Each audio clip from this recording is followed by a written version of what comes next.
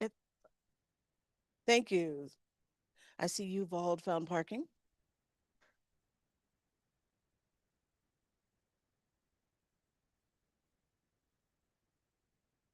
I'd like to call the meeting to order at 2:44 p.m. Good afternoon, fellow COC members, and to all the members of the public that is joining us today. I appreciate it. Uh, Hold it. There it is. Okay. All right. Today is Thursday, January 29th, 2026, and welcome to the United to House LA Citizens Oversight Committee. The time is now 2:45. Um, Before we call roll, we would like to afford a few of our regular housekeeping comments. Speaker cards. For those that would like to make a personal comment, please get one of the personal comment cards and sign up with one of our staff of the LAHD. And also, if you're joining the meeting virtually, we would like you to make a public, and you would like to make a public comment, please refer to the instructions on the agenda on how to place yourself on the virtual queue. Speaker time. As always, we welcome and encourage public comment as your voice is vital to this process and it helps shape our policies and direction. And thank you all for your public comments in advance. And we would like to hear everyone. Also, however, we'd like to make sure that the committee has ample time to complete its agenda. And so we will be requesting the following. If members of a group or an organization are going to be repeating the same message, please consider picking one or two folks to communicate that message, as we will end up with as much time as possible for us to get to our agenda. Please refine your points. If you would like to hear from you, but we need to move forward and make sure that ULA and ask that all the work, uh, we do all the work to help make and ensure that we could do that properly. The speaking time will be 2 minutes per speaker.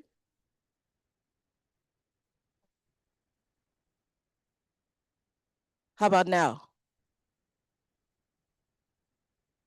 Okay, thank you.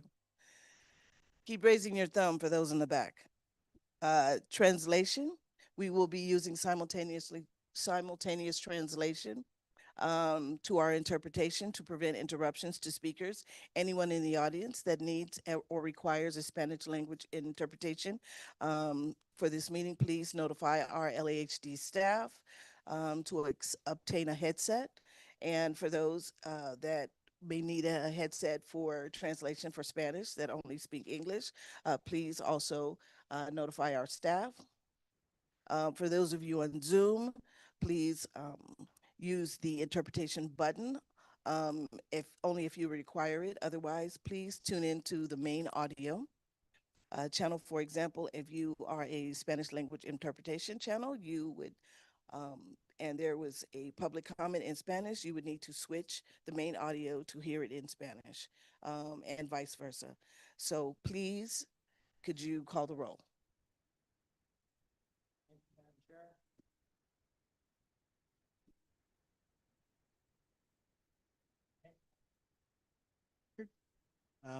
Roll call. Madam Chair Jones, Present. Vice Chair Espinosa Coulter, Committee Member Abarca, Committee Member Barragan, Here. Committee Member Saya, absent. Committee Member Holland, Committee Member Knight, Committee Member Knight, absent. Committee Member Lewis, Committee Member Morales, Committee Member Morales, absent. Committee Member Nishimoto, Committee Member Reed, Committee Member Romero, Committee Member Romero, absent.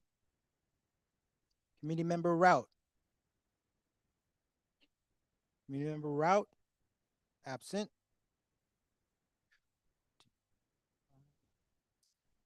There is quorum. Thank you so much. And right now we'd like to. Oh, thank you. Right now we'd like to move to item number 3, which is public comment. Um, Speakers are allowed to up to 1 minute for any specific item on the agenda and up to 1 minute on general public comment. In-person comment, we ask that you commit to the following: that those of you that are joining virtually or on Zoom or by phone, let's proceed with in-person public comment. Speaker Devin Woodbine.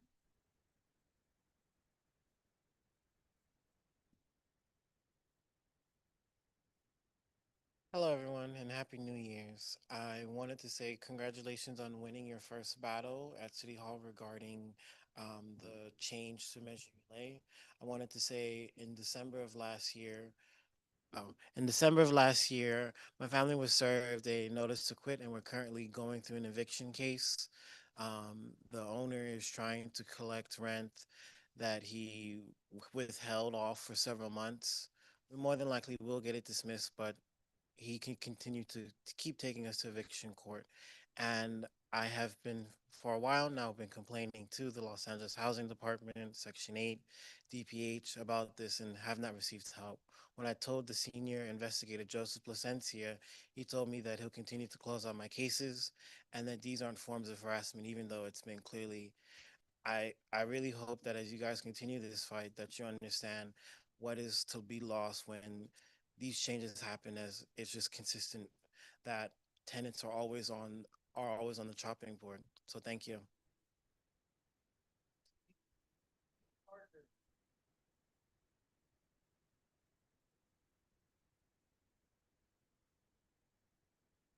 Hello. Before I begin, there is a item that I not a lot I unable to speak on because I haven't seen it. It's a report from LAHD, so I think it's a little biased to speak on items that people haven't been able to fully see.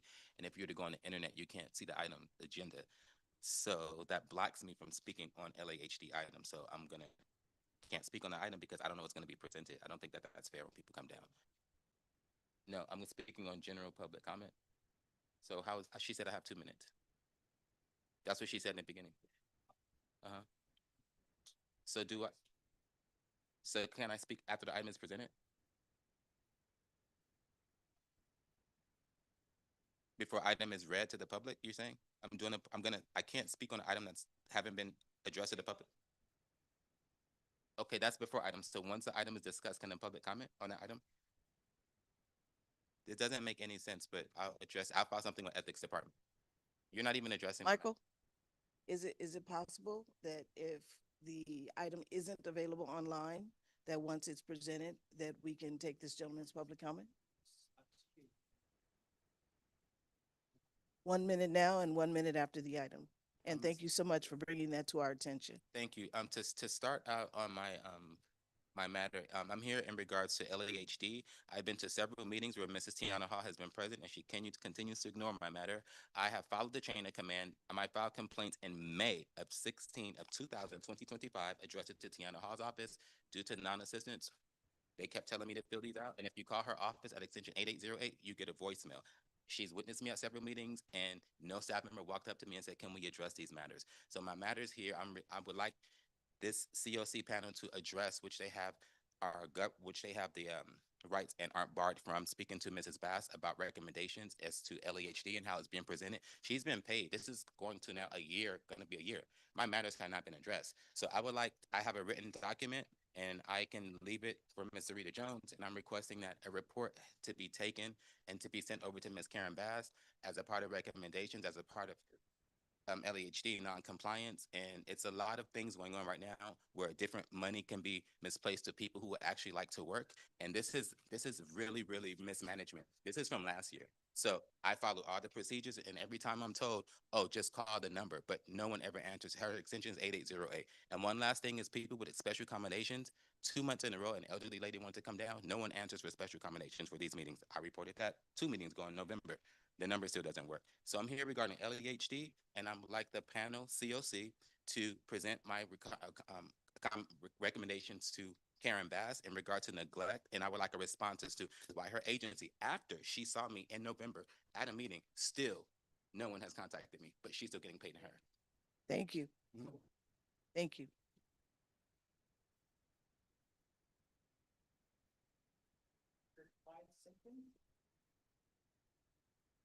Five. No, it's all good, thank you. Pardon? General comment. As I understand it, and preliminary question here, as I understand it, the motion that Councilwoman Rahman introduced has been put on the back burner. Is that correct? Yes, okay. So I'm still going to speak on it. I don't have anything else to say other than pushing back against the slum boards, as well as pushing back against the interim housing. So I'm probably sneaking in a few seconds in there on this.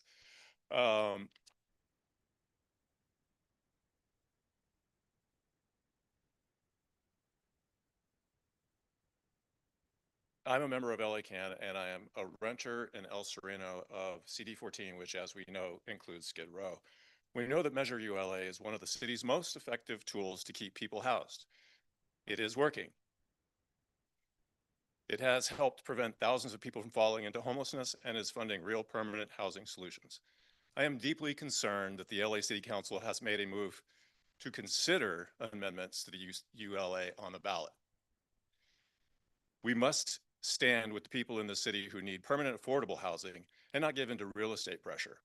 The super wealthy and development lobby will not stop at these amendments, and gutting the people's billion will only embolden them in their agenda to turn our homes into profit. In Skid Row especially, we are seeing mass displacement and a greater threat of gentrification, and what CD4 is proposing would directly hurt my community. We have also heard about the possibility that ULA funds will be diverted into interim housing. Interim housing is very expensive. People in interim housing are still homeless. People who live in ULA built permanent housing are home. Soon we will see the results of the biggest affordable housing funding round in LA's history. Next month, Trump wants to take the money out of the permanent housing and put it into shelters.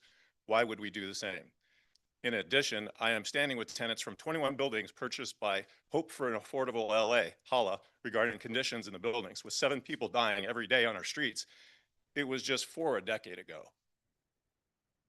We cannot stand to afford to give public funds to any slumlords, whether it's Leo Pustilnikov, whose poor management practices directly jeopardize people's housing and health, and I've seen it. I've been in most of his buildings, and it's atrocious. You have people on the 3rd floor with in wheelchairs who can't get down to the 3rd floor, who can't get any assistance from the fire department to get down out of that space. I could go on and on and on what I've witnessed in those buildings. And it is horrifying what is allowed to happen under the council's watch. Thank you.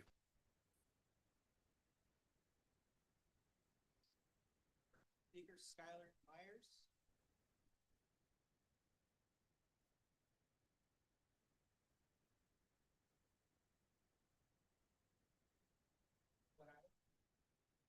ULA, general public comment.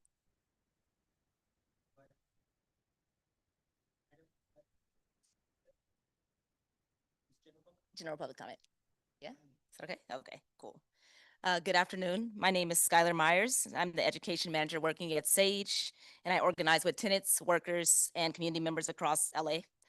And again, like my friend said over here, ULA is working. It has already raised over $1 billion and funded hundreds of affordable homes and created thousands of union jobs.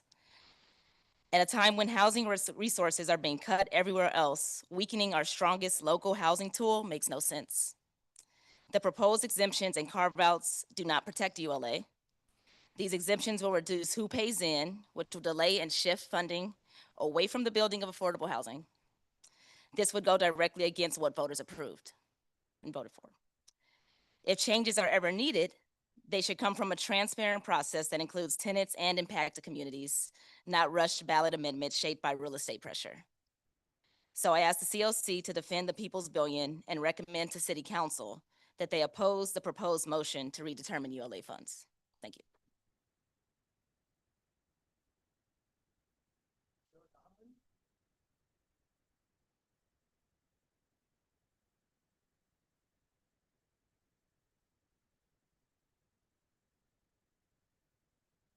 Believe it's 4, 6, and 8.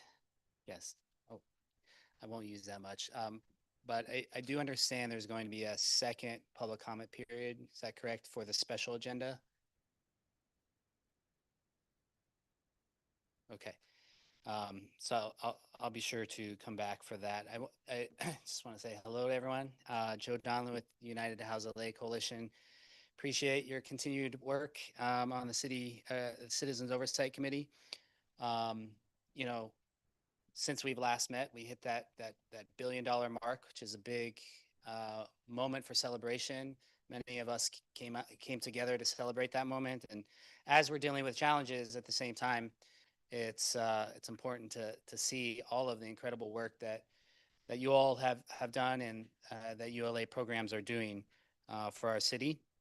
Just want to point out that we did submit to you all a letter. I believe you have copies of it, and a lot of that will pertain to the special agenda item on the Councilmember Rahman motion. For this agenda, I want to bring up something that we've discussed in the past, which is the budget for the Citizens Oversight Committee.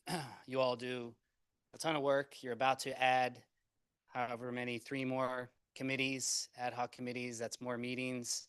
That's more functions that you're taking on as the stewards of Measure ULA. And currently, my understanding is you have kind of the bare minimum budget assigned to the Citizens Oversight Committee per the measure. And given that there's fairly significant administrative dollars, though I know my housing department friends might dispute how significant it is relative to the size of the work, it does, I think there is real justification for you all to have a greater budget to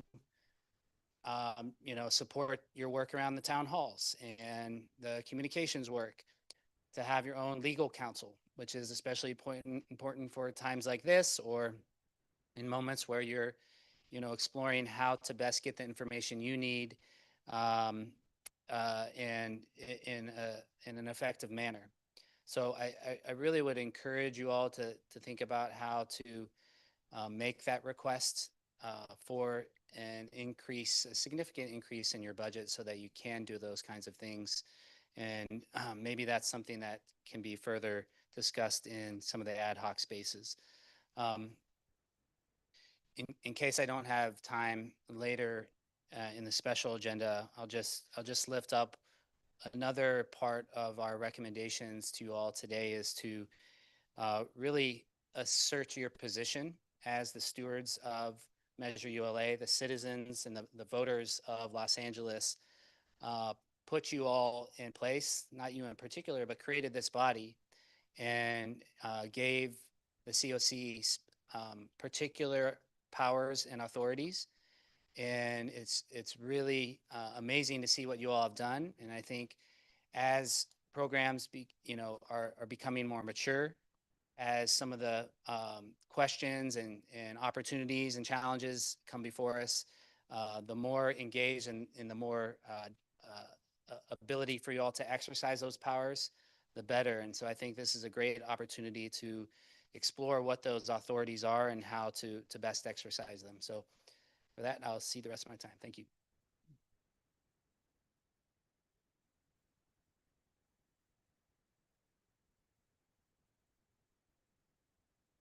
That was our last in-person speaker. We can move on to, At this point, we can move on to virtual public comment.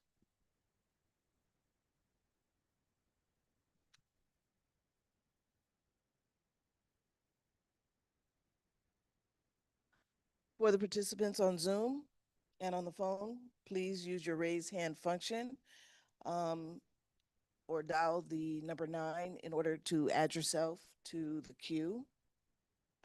Please remember to unmute your mic on your device by pressing *6 on your phone when your name is called. The city attorney will be asking for public comments if you require language interpretation before they begin. As a reminder, please use the Zoom interpretation globe and the function. Otherwise, use your main audio. City attorney. yes, first virtual speaker is Cynthia Gonzalez. Cynthia Gonzalez, would you please unmute? Hi, can you hear me? Yes. Great. Hi, everyone. Good afternoon, and thank you to the Citizens Oversight Committee for listening to all of its constituents all over Los Angeles for the worries that we have around this Measure ULA amendment. My name is Cynthia. Like I said, I'm a tenant and community organizer in CD14 area. Worked extensively with the State House LA program to support tenants during the pandemic and currently now to stay housed. And I just wanted to let the Oversight Committee know how deeply concerned I am that the current council is now moving to make amendments to the to ULA on the ballot. A few years ago, when I was organizing and door knocking for ULA, I listened to what our constituents in CD14 and many other districts wanted, and they voted for it, right? Come November, they voted for what they needed, they voted for what they wanted, for what the funding had to go towards. And so I'm deeply concerned now that a city council member and our current mayor want to make amendments to something that has already been decided by the constituents all over the city of LA. And I just want to let you all know my perspective as an organizer working directly with the State House LA program, how essential and beneficial it has been to be able to support this current program as well as other different funding where ULA is currently going towards, and including jobs, including ensuring that people know their rights, ensuring that ULA is building new affordable housing, etc. And so I, from my perspective of an organizer and a constituent myself in CD14, I cannot urge you enough to take a look at what all of the different people from different parts of life are coming to you to let you know that we're deeply concerned. We will and like to know and hear from you all how you all are thinking of also protecting this measure. Like again, I Thank you, said, speaker. Thank you, speaker. Your constituents time have is up. voted for this, so I would really appreciate that respect towards the people of LA who voted to pass this measure and fund where Measure ULA has to go towards too. Thank you. Next speaker, Ezra Morales. Ezra Morales, please unmute your mic. *6. Hello, can you hear me? Yes. Okay. What item are you speaking on? With Rose Kwok. Okay. I'm sorry, Ezra Morales. Yeah. Hi, good afternoon. What item are you speaking on? General comment. General comment. 1 minute, please. Okay. Hi, my name is Rose Kwok. I'm tenant living in Koreatown. I am here to urge you to oppose any motion to amend ULA. And I would like to say, please respect the voter will that pass ULA. As a tenant, I experience landlord harassment and I face an eviction. Through ULA support, the State House LA Homeless Prevention Program, community organization like KIWA was able to help me to understand my right as a tenant. And KIWA also support me to find relocation assistance and transitional housing. Without ULA support, I would have been unhoused and ended up living on the street. ULA is very important to millions of tenants like me, and ULA definitely prevent further homeless crisis. This is a time to strengthen and raise more funds for ULA. Therefore, many tenants who are struggling could receive housing navigation support, rent relief, and income support, and the tenant can stay housed. ULA is working, and it is an important program to prevent the homeless crisis. Please stop to any amendment to ULA. Thank you. Thank you, Speaker. Next speaker, Joey Silva. Joey Silva. Hello, can you guys hear me? Yes. Hi, my name is Joey Silva. I work for the United to House LA Coalition, and I'd first like to thank you all for all the work that you do and concur with the comments made by Director Joe Donlin. Just in case I don't have an opportunity to speak on it later, I just want to reiterate how concerned I am about the motion put forward by Councilmember Rahman, and emphasize that I believe that it was put forward based on studies with extremely questionable evidence that would lead to a significant reduction in funding that goes towards incredibly important services to keep Angelenos housed and build new affordable units. And any kind of amendment at this time, I believe, is rushed and done without proper planning to ensure that it is done to spur development and not just decrease funding and give developers tax breaks that they likely don't need. Thank you.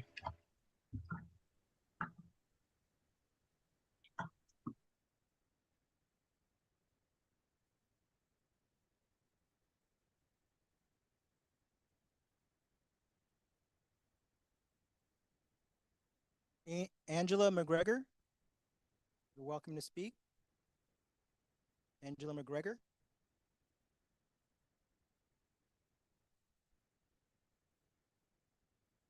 Angela McGregor, you unmute or press *6. Otherwise, we will close public comment.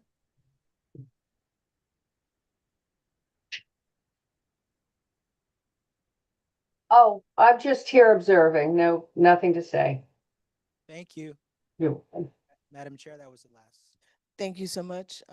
We will conclude public comment and move on to item number 4, the COC Chair's report.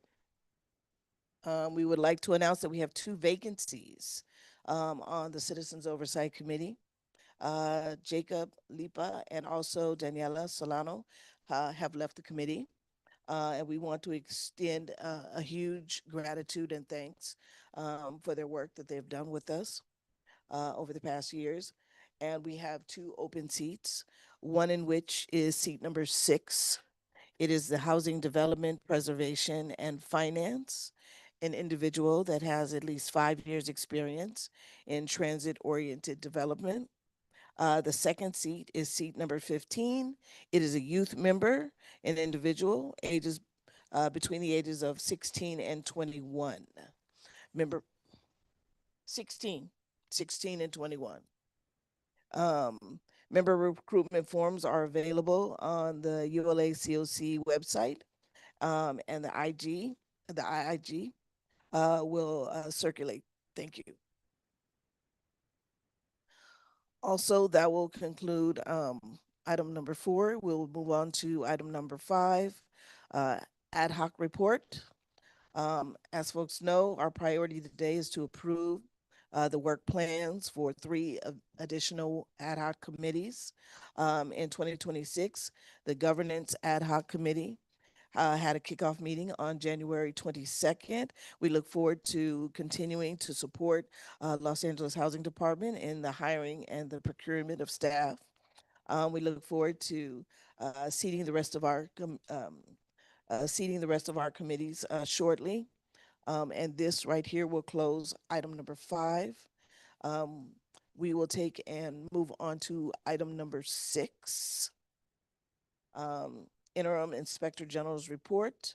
Next on our agenda is the IIG report. And I will invite Abigail to speak. Thank you. Thank you, Chair Jones. So the IIG's update is pretty short. We're still working alongside our selected contractor, MGO, and LAHD to finalize the audit, and we hope to have results to present during our next COC meeting. And I will pass this back to you, Chair Jones. Thank you so much. And that will conclude item number 6. We will move on to item number 7, which is our Los Angeles Housing Department report. You'll find the supplemental materials in your packet. And I'd like to turn this over to you, Callie. Sit.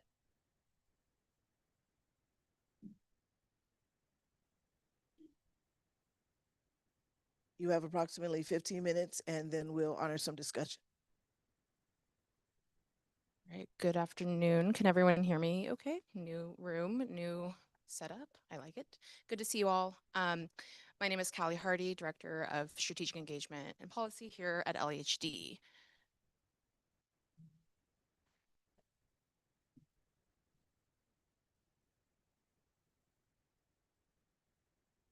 And so today I'll present our regular update on status of revenue and expenditures, and then share some brief updates on a few key items that we've been working on since our last meeting. As always, I'm going to begin with our revenue and expenditures, and looking first at our status on revenue to date. So the total ULA revenue to date since we began collection of the ULA tax now exceeds $1 billion. And we have collected over 360 million. Can we take a moment and Yes. applaud that $1 billion?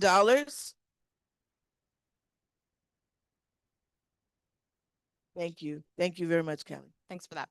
Yes, so $1 billion to date. And of that, we've collected over 363 million in the first 7 months of the current 25-26 fiscal year. So as I've shared in past meetings, I believe we're still on track to exceed the projections that we identified for our current fiscal year, as we've continued to see an upward trajectory of our revenue, as well as the number of transactions. Looking at our 2 most recent months, December and January, we had a combined total revenue exceeding 97.7 million across 108 transactions, which represents an 11% increase in revenue from the same period in the prior year. Moving now to our budget to actuals report. The report in your packet includes information available through the end of December. This is a snapshot report for the 3 top line expenditure categories, and I'll move us right along to the detailed breakdown. So beginning first with the affordable housing programs, I think our report is relatively consistent in terms of the areas that we're seeing expenditures draw down, as we've reported in prior meetings. So expenditures here are showing for the ULA multifamily affordable housing program.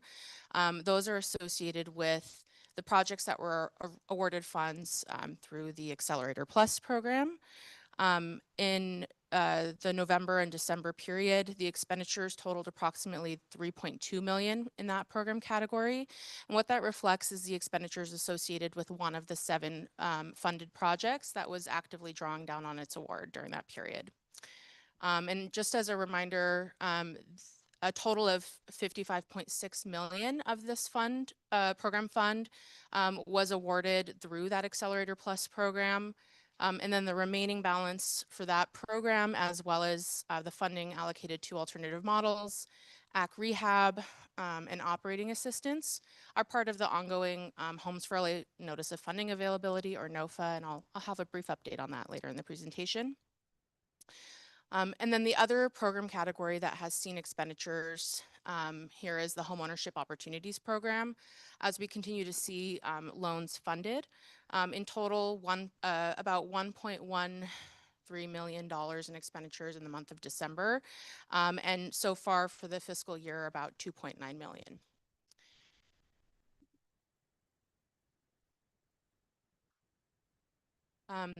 Shifting over to the homelessness prevention programs, we continue to see expenditures under the programs that are included in the Stay Housed LA via our current contract. In particular, the Eviction Defense and Prevention Program had a total expenditure of about $580,000 in the months of November and December. And the ULA Tenant Outreach and Education Program, which supports outreach and education activities conducted by Liberty Hill, also spent down approximately $520,000 in that category during those months. And then the other category where we're continuing to see expenditures is under the Protections from Tenant Harassment Program, where we had over 1.1 million in expenditures for the 2-month period. One of the updates I also wanted to briefly touch on that program from our last meeting, as part of that, the Protections from Tenant Harassment Program, Tahoe Legal Services expand the city's tenant protection efforts by providing a private right of action for renters that are facing harassment from landlords. I think I shared at our last meeting that Intercity Law Center was selected as the administrator for the Tahoe Legal Services, the legal services component of the Tahoe program through a competitive request for proposals. And so I just wanted to share the update that since we last met, that contract award was approved by the City Council on December 3rd. And then finally, just looking at the administration categories, we saw a total of about $700,000 in expenditures for November and December. So I'll go ahead and turn to a couple of brief updates on some of our key work streams that we've been working on in the last few months. Starting with the ULA staffing plan. So as a follow-up to the presentation we had at our November meeting, we've seen some exciting movement on this front. And as a reminder, for the committee, the ULA staffing plan represents a comprehensive assessment of the total new staff positions that we identified as necessary to sustain our ongoing and successful implementation of all of our ULA programs. Following our discussion on November 20th, the CAO, a City Administrative Officer, issued a report containing their recommendations regarding this plan.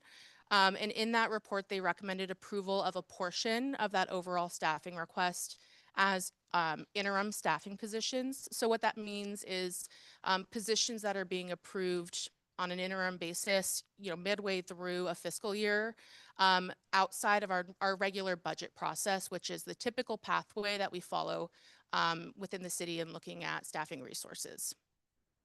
So that both the CAO's report and the LHD report were heard by the Housing and Homelessness Committee last week on January 21st. With the committee recommending approval of the 43 positions that were recommended within the CAO's report, as well as one additional position that was added via amendment in committee. So that brings the total of recommended positions that advanced out of committee to 44 new positions across the various functions of the department, with an eye toward prioritizing the positions that are most urgently needed to support our work that we're working on now. And I'll also add, as you can see on the slide here, the recommendation that advanced out of committee also included all 4 requested positions for the office of the ULA Inspector General. So those would be moving forward to the full City Council. In terms of where we are with approval of these requests, the report was referred to the Personnel and Hiring Committee of the City Council. We expect that to either be heard or waived, but is currently pending within that committee. Following that, it would then move forward and require consideration by the full City Council before approval. And I want to take a moment to just note that while we're anticipating, based on the recommendation that came out of committee, approval of only a portion of our original request, right? We originally requested a total of 108 positions. We have included this request as part of our fiscal year 26-27 budget request. So we'll anticipate that we'll continue the conversation with the City Council as we move forward through this year's budget process. One other key piece on the staffing front that will still need to be approved is the exemption request for the role of the Inspector General. I think we talked at our last meeting, that's the approval that's necessary so that the position is exempt from our civil service process and we're able to engage, for example, the COC in the hiring process which we worked through at our last meeting. So the formal pathway for that is that the mayor's office would submit that request to the City Council for their review and approval, and so that process has begun as well. We've submitted the formal request to the mayor's office. After their review and approval, it would then move forward through the council process.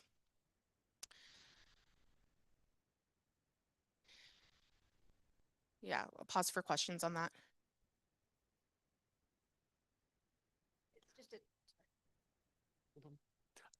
Question. Can you expand or explain the decision by the committee to approve less jobs than requested?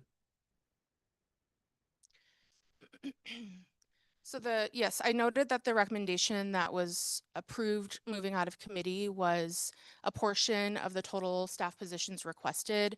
This was based on the CAO's report, which recommended approval of 43 out of the 108 positions. Really looking at, I think, acknowledging that these are positions being requested outside of the normal budget process. I think part of the lens is what is the ability to fill the positions this fiscal year? And so they were, I think in their report, trying to identify the most, like the top priority positions that we can begin hiring now while we have the conversation within the budget process about the remainder of the positions. I mean, it's interesting that they approved less than half of the housing development positions, but the majority of executive management. So I can touch on what those roles are within the Housing Development Bureau, and I apologize, within the council file, we have a detailed presentation that walks through the position requests by division within these bureaus that gives a little more, I think, color on the types of functions that were proposed to be approved.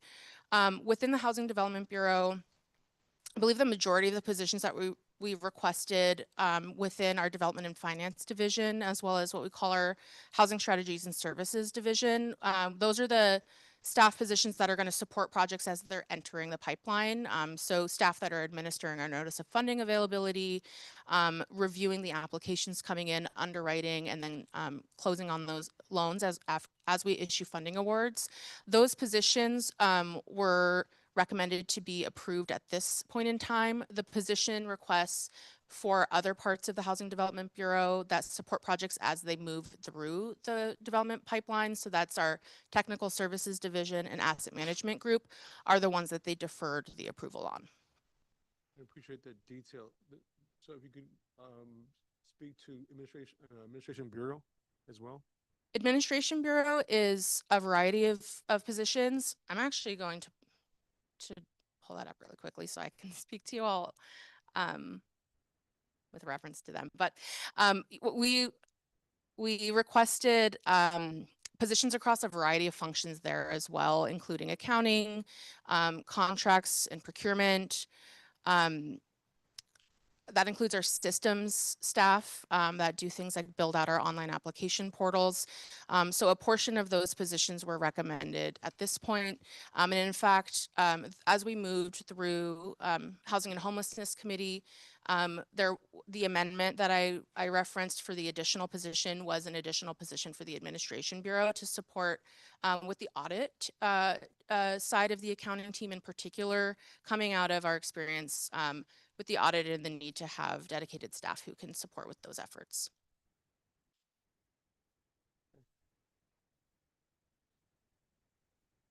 Nancy?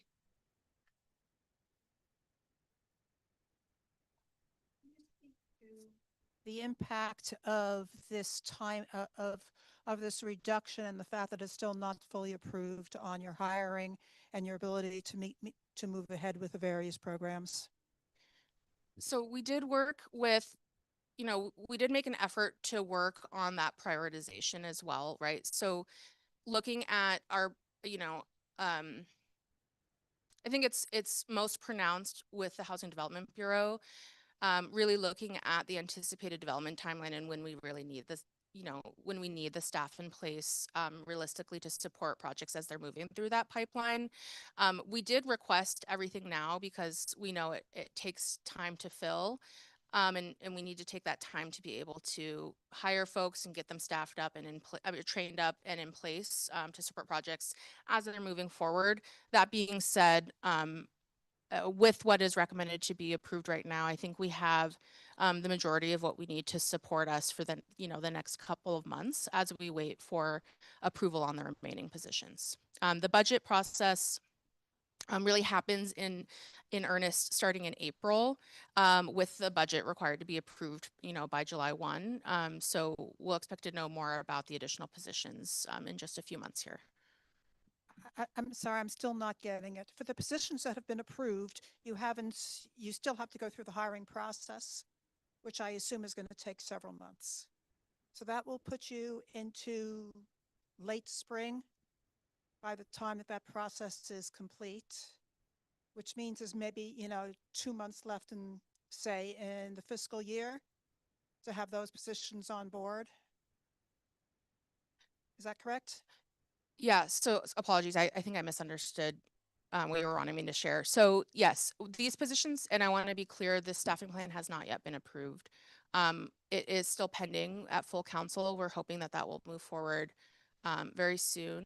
Following council approval of the positions, the next step will be to work with personnel toward a step with the allocation of the positions through the civil service process, through the Civil Service Commission, and then hiring through a variety of, a variety of strategies to fill the positions. And that can look like filling from existing eligible civil service lists, pursuing emergency appointments, expedited transfers, and other strategies to fill positions. And the reason why I say that is because some of those will be able to fill more quickly than others, depending on the pathway. If we have an existing list or we're able to fill via emergency appointments, we expect those to be able to be done more quickly. And we're going to be working really aggressively to fill all of the positions as soon as the positions are approved. So it will take us some time to do that, which is why we're really seeking approval of the positions now, especially the priority positions, but it will still take us some time to go through that hiring process. But we would expect our goal with the 44 that have advanced would be to fill them certainly before the end of this fiscal year. So in terms of the budget for administration, that budget was initially sufficient to cover the 108 positions. Yes. And so now with 44 positions, many of which won't be filled until very close to the end of the fiscal year, it feels like there's going to be a substantial amount of funds unexpended this fiscal year that have been budgeted for admin. Am I correct? I think we would have to look at that. I understand there's a request to this committee to look at the admin, so I think we would need to look at that and work with, work with you all on an updated estimate. And on the IG position, which we're still waiting for the exemption approval on, getting a permanent IG and staffing up with the 4 full-time people. What's your best guess as to when we're going to be able to see those people? I'm still working to target approval. Approval of that exemption, and then hiring happening this spring, to have at minimum the Inspector General on board before the end of the fiscal year. But certainly also working toward hiring of the remaining 3 positions. Our goal really is to have overlap, as I think you know, with the Interim Inspector General team, so that we can transition the work and train up the permanent Inspector General. So that is really the top priority in terms of expediting the work with you all on hiring of that position. Yeah, so I just have to express my frustration with this whole process. I mean, it's not meant to be a criticism of our current IG staff. They're constrained by what their contract is and their staffing is. But as we're looking to take on substantially more work and to be more effective in our own activities, not having that staff really means that we're working with our hands tied behind our back, and it's frustrating. Thank you. Thank you, Member Lewis. I'd like to add, is it possible that with your report backs to this body, that you can give us a report on the filled positions and also the pending positions and an update on the budgeted funds that correspond with those positions? If you'd be so kind. Member? Sorry. Can I repeat that back to you, Chair? So you're requesting a report on as this moves forward through approval, the totality of the approved positions, including a breakdown of which are filled and pending to be filled, and then how that affects our admin budget. Correct. Member Barragon? Just so I kind of complete the picture. Was there negotiation, conversation, discussion between yourselves, LAHD, and the CEO prior to the recommendation being made to the council committee? So your question was if we worked with this, I'm going to repeat it because so folks, in case they're online, if we worked with the CAO prior to their release of their report. So I will say their report is independent of our department's recommendations. We did discuss with them on, in terms of if we were forced to prioritize which ones are the most urgently needed, and discuss the functions that are most urgently needed by way of priority. So yes, we did meet with them to walk through where our priorities lie in terms of urgency of filling of positions. I guess I'm just a little bit confused. Usually prioritization cutbacks are a reflection of inadequate funds and not enough budget. That's not my understanding here. The money is there, so I understand why the CEO basically is making that kind of making those kinds of recommendations. At least not in the as a function of prioritization. I can understand that. Well, we don't think you're going to fill them all by June, but it sounds like there was overreach. I can't speak for the CAO's recommendation. However, while we were at committee last week, they did share that their recommendation with respect to these interim requests was not an indication of what their recommendations are likely to be for the totality of the request as we move through budget. But I can't speak to, further rationale behind their recommendations. I mean, at some point, it would be appropriate for the COC to talk to the CAO. Put it on the table.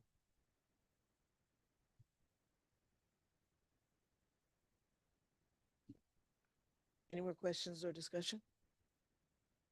I do have one more slide with some fun updates, hopefully. Let me get my talking points back up. Please continue.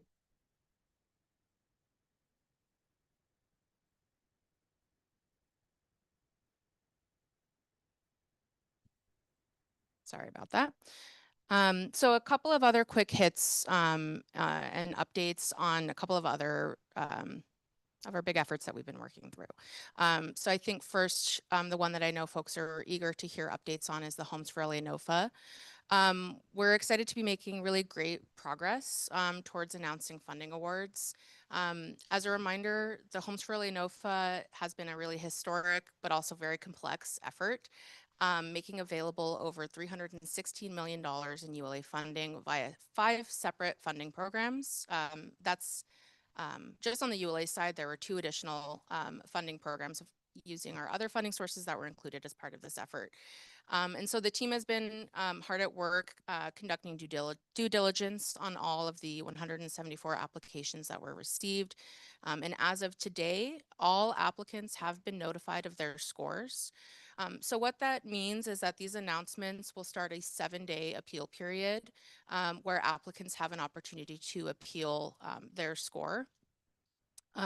Following conclusion of that appeal period, LAHD will be reviewing and addressing any appeal points raised before finalizing our funding recommendations. So while I can't share with you all more details just yet on the results of the NOFA, we anticipate that we will have final recommendations ready to be put forward to the City Council next month. And so we'll be looking forward to bringing a really detailed presentation to you all once those recommendations are final. So no transmittal yet. No, so so applicants were notified of their scores. They will have the opportunity to appeal, and then we'll review those appeals before finalizing the funding recommendations. I want to address the income support program as well. So we've been working very closely with the Community Investment for Families Department, or CIFD, to address some of the contracting challenges, frankly, that have caused a delay in the launch of the program. We believe that a solution for CIFD is imminent, and anticipate them having a report finalized for City Council within the next couple weeks here. What that would mean is that that report would then advance the necessary authorizations for us to begin launch of the next round of the income support program. And I want to say, we understand there continues to be really great need with urgency for us to launch this program. And we're working to advance this forward as quickly as possible. And so I'm really hopeful that we'll have some great news to bring to the committee at our next meeting. And in the meantime, we'll be sure to share any announcements as they become available with the release of that report. On the Quick question. question on that. Income support, is this a program that's been designed by your office or the COC and CIFD is implementing, or is this a program CIFD is developing? I need you to repeat that question. Sorry, I can't quite hear you. Sorry.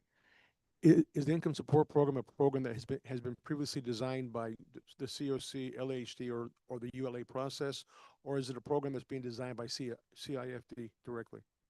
That's a great question. So the first round of the income support program, which we administered last year, which was our interim round, was administered by LAHD using the interim program guidelines. Since then, the COC worked on and the council approved our permanent program guidelines for the subsequent rounds of the program. So this would be moving forward with the permanent program guidelines, using the program design that has already been worked through this committee and with our collaboration as well. Long term, the goal for this program is for it to transfer in terms of administration over to CIFD.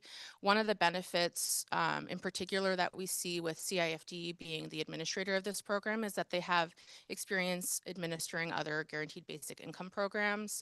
And then another piece of the puzzle with the overall implementation is that they have their family source centers, which are an important sort of intake location and a place for people to get in-person support with doing their application and getting benefits referrals, and kind of co-locating that with some of the other services that are provided by CIFD.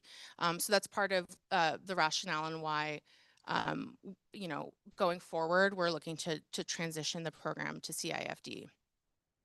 So within the report itself, the details that have been pending resolution is really around the contracting. So we shared, I think it was our last meeting, apologies, it may have been, I think it was our last meeting where we talked about their contractor that they were intending to work with and that they have worked with on other similar programs. Unfortunately has gone out of business. And so we've been working to pivot and identify an alternate way to administer the program. And I believe we're very nearly there. And so just tying up those last pieces to get that transmittal out. Thank you. Mm-hmm. Okay. two more quick updates. Apologies, I know you wanted me to keep it brief. On the eviction defense program. So we've also been making progress on this effort as well.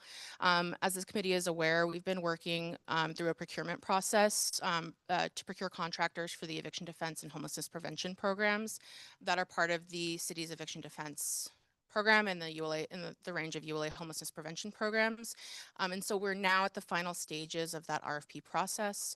The RFP encompassed 4 program categories, which included the eviction defense and prevention program, tenant outreach and education, protection from tenant harassment, and short-term emergency assistance. That RFP process has now been completed, and all submitted proposals have been thoroughly evaluated and scored by the review committee that was reviewing those proposals. So LAHD has identified and selected the winning proposals and is currently in the final stages of finalizing the report to the City Council that would request authorization to proceed with entering into those contracts or into a contract with the selected contractors.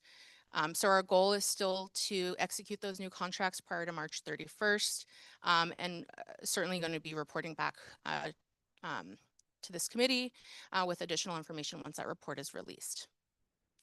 One other update I wanted to take a moment to highlight as well on the eviction defense program is that this week we launched a new program dashboard to report on the progress and outcomes from the eviction defense program. Apologies, I don't have it on the slide here, but if you go to the LAHD website under our ULA dashboards, you'll find a new eviction defense and prevention dashboard. And I wanted to take the moment to highlight really one of the top line findings from that dashboard. So over 11,000 households were served by ULA funded legal services, with over 2,420 households receiving full legal representation in an eviction. So that's an unlawful detainer case. And the top line finding in that dashboard really shows the success of the program of the closed cases for full legal services. 94% of them ended in an outcome that's favorable to the tenant, which means that the tenant may have stayed in place, or they could have avoided homelessness by receiving rental assistance, additional time to move out, relocation assistance, or some other positive settlement outcome. So I encourage everyone to go on our website and take a look at that dashboard. I'm happy to share additional information about that in the future. And then my very last note to you all before I close my update is just on the ULA homeownership opportunities front. I wanted to share an update on the upcoming loan reservation dates for the Low Income Purchase Assistance Program, or LIPA, because some additional dates have been announced. So right now, the upcoming loan reservation dates are March 4th, June 10th, July 22nd, September 2nd, and October 14th, and all of that is also available on the LHD website. And with that, that's my update. Vice Chair. So I really want to thank the LAHD staff for the work that they put in for the Homes for LA NOFA.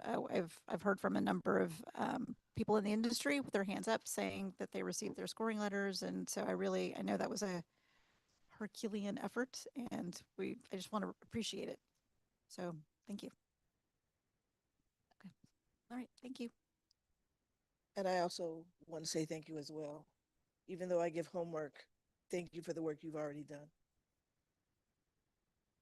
Is there any further discussion on the presentation? Any other questions?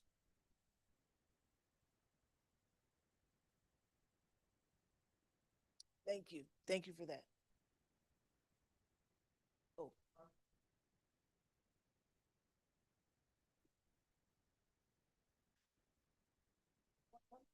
Thank you, Mr. Carter, please. And go right ahead, Nancy. Press that one, final recommendations for council. Mrs. Jones, do I give this to the clerk for you, for the panel to have a Thank copy you. of? So when I pull for the records, open records, I got. Yes, please. Say you didn't receive it. So give it to them.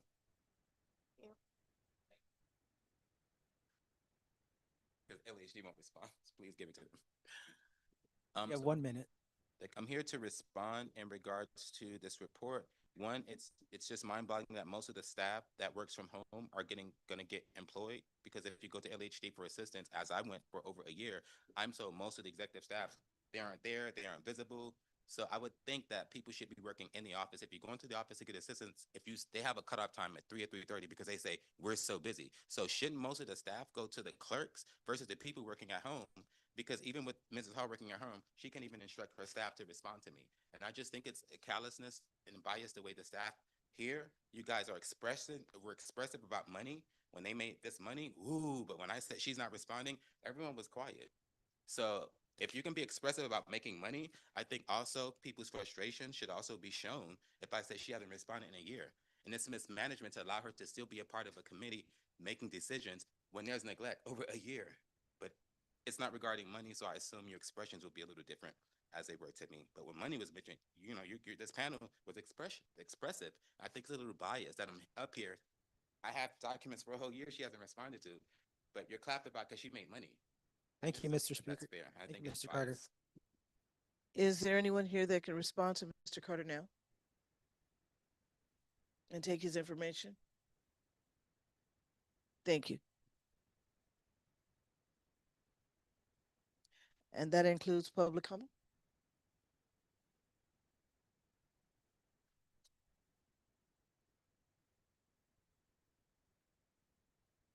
And I'd also like to say thank you so much again, Callie, for your presentation. We appreciate it. That will conclude item number 7. And we can take and move on to item number 8, which is a presentation on additional 2026 ad hoc committees and the COC assignments. Today, we look forward to approving and seating COC members to serve on our 2026 ad hoc committees. Our work plans for these ad hoc committees are included in your agenda packets for your reference, and please take a moment to familiarize yourself if you haven't already, and jump on one of these committees, please. Last week, our IIG calculated the interest form to the members, and they indicated which of the ad hoc committees that they preferred to sit on to do this work for 2026. And as a reminder, quorum rules means that there is a maximum of 5 on each of the ad hoc committees. Now we will move forward to make sure that we go through each ad hoc committee and seat its members.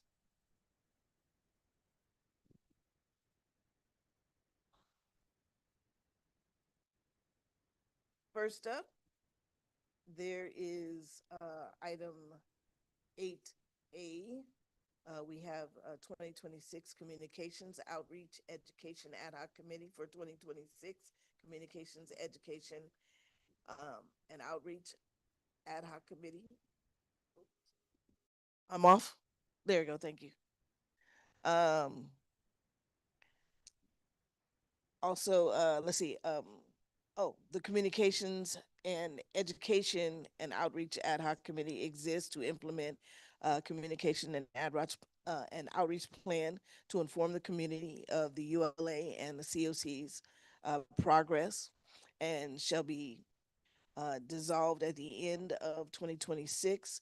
Currently, we have 2 commissioners interested in serving on this committee, Commissioner Crystal Romero and Commissioner Charlie Sia, which means he's no longer with us. So we are going to need additional folks. Charlie is. Oh, Charlie is? Okay, sorry. Sorry. All right, thank you. Sorry, Charlie. Um, we can have up to 3 more members on this committee. Do we have anyone that's interested? Go ahead, Vice Chair. No? I do not communicate. I guess I'll jump in on that one. All right. Anyone else? Don't be shy.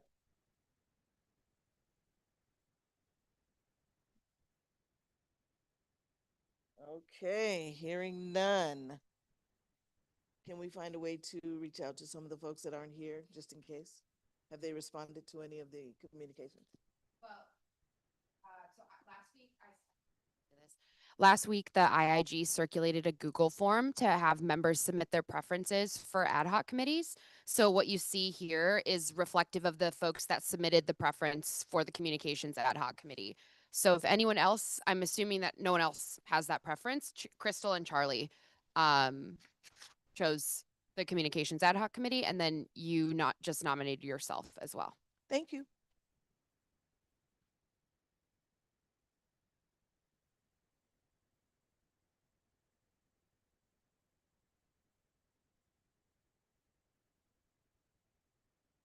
So I think we need a motion to seat the 3 members identified, Member Romero, Member Saya, Chair Jones, for that committee. Are we doing one at a time or all 3 together? Okay.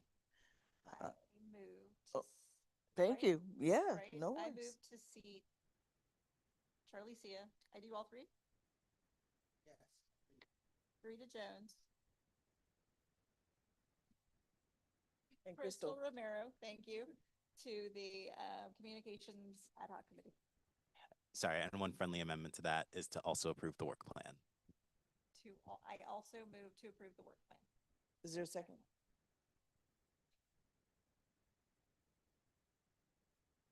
All right. Yes, please. Oop.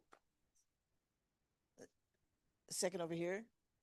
And can we call roll? Yes. Madam Chair Jones, Yes. Vice Chair Espinosa Coulter, Yes. Committee Member Barca, Committee Member Barragan, Committee Member Holland, Committee Member Knight, absent, Committee Member Lewis, Committee Member Morales, absent, Committee Member Nishimoto, Committee Member Reed, Committee Member Romero, absent, Committee Member Rout, absent. Passes. Motion passes, and thank you and welcome. We have our new ad hoc committee, Communications, Education, and Outreach. We can move on to item number 8B. And that action is to approve the 2026 Policy Amendment Review Ad Hoc Committee and the COC assignments. This 2026 Policy Amendment Review and Ad Hoc Committee exists to review proposed amendments to Measure ULA and assess its policies alignment with the intent of the measure. And we will be Hey, resolved. Sorry So to interrupt, Sarita. Our Chair Jones, can you like eat the microphone? just Eat so- the microphone. Okay, no worries. Appreciate it. Okay. So the 2026 Policy Amendment Review Ad Hoc Committee exists to review proposed amendments to Measure ULA and assess each policy's alignment. Am I getting this? Okay, with the intent of the measure, and it will be dissolved at the end of 2026. Currently, we have 3 members interested in serving on that committee. Vice Chair Michelle Espinosa Coulter, Commissioner Zella Knight, and Commissioner Jeannie Nashimoto. Can we have up we can have at least 2 more members to be added to this committee. Um, do we have anyone that is interested? Beautiful. Commissioner Taylor. Okay. Is there anyone else? Oh, we need a motion. I move to seat Taylor Holland, Michelle Espinosa Coulter, Zella Knight, and Jeannie Nishimoto to the Policy Amendment Review Ad Hoc Committee, and I move to approve the Policy Amendment Review Ad Hoc Committee scope. Is there a second? Oh. Plan. And the work plan. And the work plan. That's what I need. Is there a second? Beautiful. Can we call for a vote? Yes, Madam Chair. Madam Chair Jones, Yes. Vice Chair Espinosa Coulter, Committee Member Abarca, Committee Member Barragan, Committee Member Holland, Committee Member Knight, absent. Committee Member Lewis, Committee Member Morales, absent. Committee Member Nishimoto, Committee Member Reed, Committee Member Romero, absent. Committee Member Rout, absent. Motion passes, and I'm still eating the mic. Okay. All right. We will move to item number 8C. It's to approve the 2026 program evaluation and ad hoc committee and the COC assignments. Finally, we have a program evaluation ad hoc committee for 2026, and this committee exists to develop a scope of work, a metrics and program priorities for ULA evaluation, and shall be dissolved at the end of 2026. Currently, we have 2 members interested in serving on the committee. That would be Commissioner Nancy Lewis and also Commissioner Alma Morales. We have up to 3 more seats on this committee. Do we have anyone that is interested? Okay, we have Michelle Coulter and we have member Commissioner Barragan. Any other takers? All right, hearing none. Can I call for a motion? I move to seat myself, Nancy Lewis, Roberto Barca, Barragan. Barragan. Thank you. And was there a fourth? Alma Morales to the Program Evaluation Ad Hoc Committee, and I move to approve the committee's program work plan. Second by member Barragan. Can we call for a vote? Yes, Madam Chair. Madam Chair Jones, Yes. Vice Chair Espinosa Coulter, Committee Member Abarca, Committee Member Barragan, Committee Member Holland, Committee Member Knight, absent. Committee Member Lewis, Committee Member Morales, absent. Committee Member Nishimoto, Committee Member Reed, Committee Member Romero, absent. Committee Member Rout, absent. Motion passes. Thank you so much. We have our ad hoc committees, and this will conclude item number 8. And we can move on.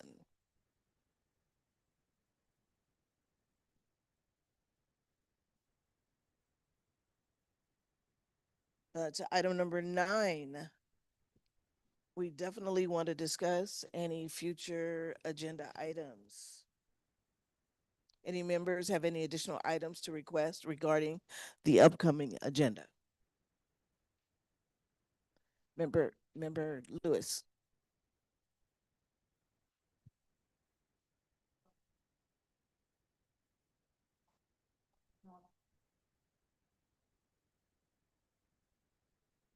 So noted. Any others?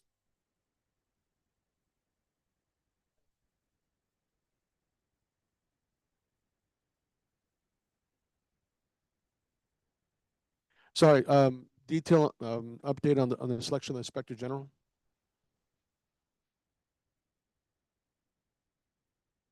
So noted. Any others?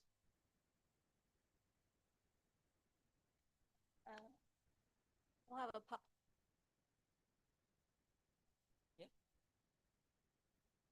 have a policy update or an update from the amendment committee, the ULA program amendment committee. Ad hoc policy amendment committee. Thank you.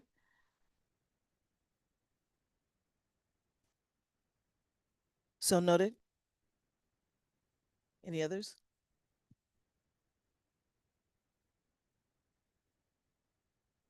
Hearing none. Okay, so this will conclude item number 9. And that brings us to item number 10, which is our adjournment.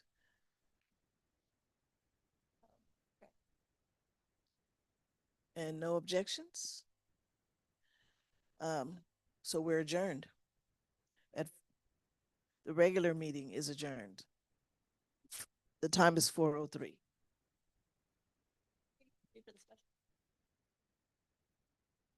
Yep. Thank you so much, City Attorney. We appreciate you.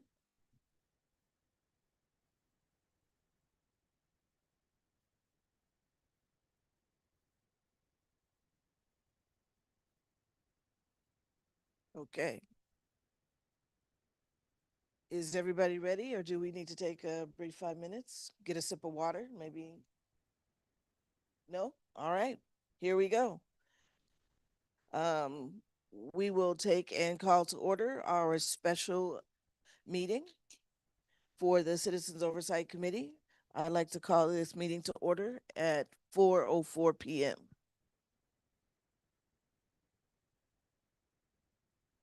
Good afternoon, fellow COC members and all of the members of the public who have joined us. Today is Thursday, January 29th of 2026. Welcome to our special meeting of the United to House LA Citizens Oversight Committee. And currently, this time is now 4:05. Before we call roll, please afford me a few housekeeping comments. Again, for those of you that remember speaker cards, for anyone that would like to make a public comment, please get a speaker card from our Los Angeles Housing Department staff. And if you'd like to speak via Zoom, make sure that you follow the instructions on the agenda. Okay. Again, translation will be offered. We will be utilizing simultaneous translation and interpretations. And anyone that needs a headset, please kindly see one of our staff members. And if you are on Zoom, please use the interpretation globe and the feature at the bottom of the screen. I think that all of us can move forward. Ready for roll call? Ready for the roll call. All right, Chair Jones. Present.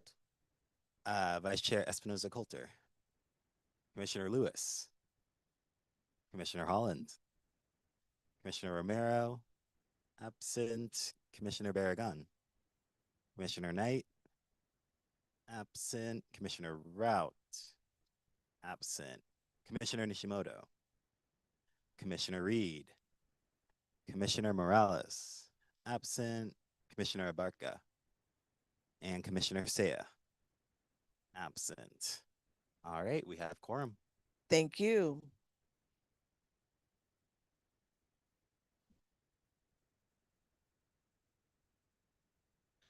All right. We'd like to open the floor for public comment in person. Yep, we have got 3 comment cards, starting with Amy Linda.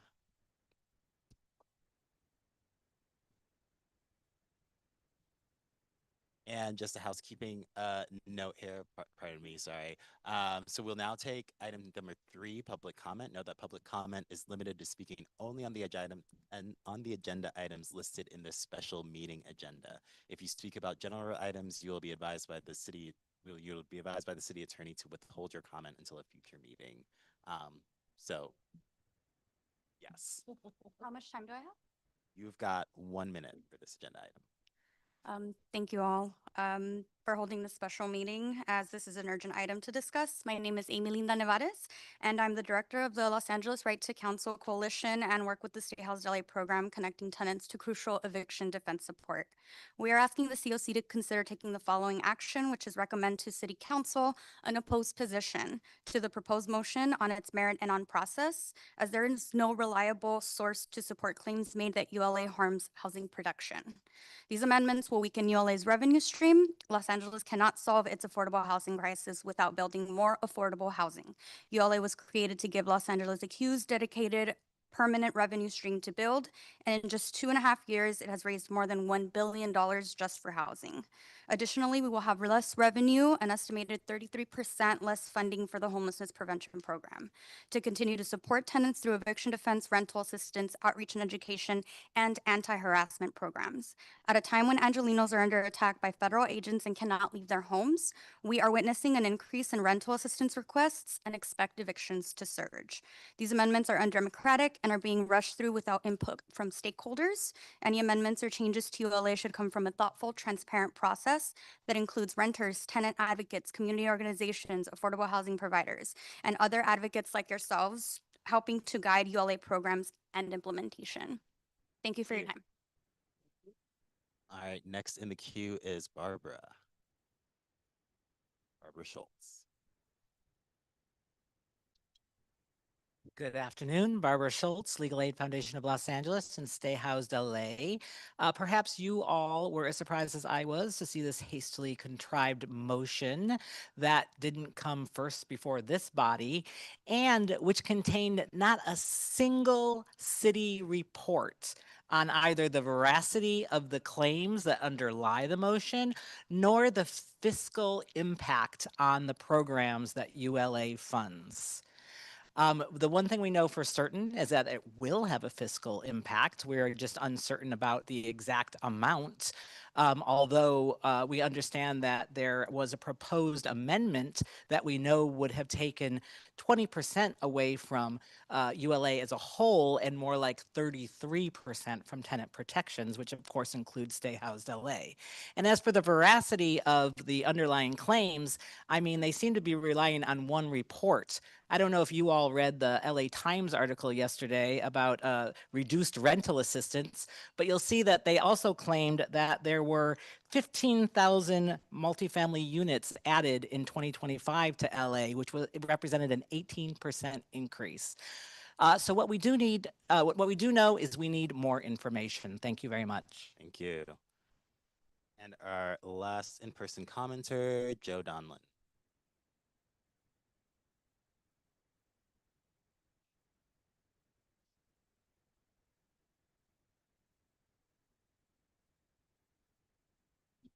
Good afternoon, Joe Donlin with United House LA Coalition.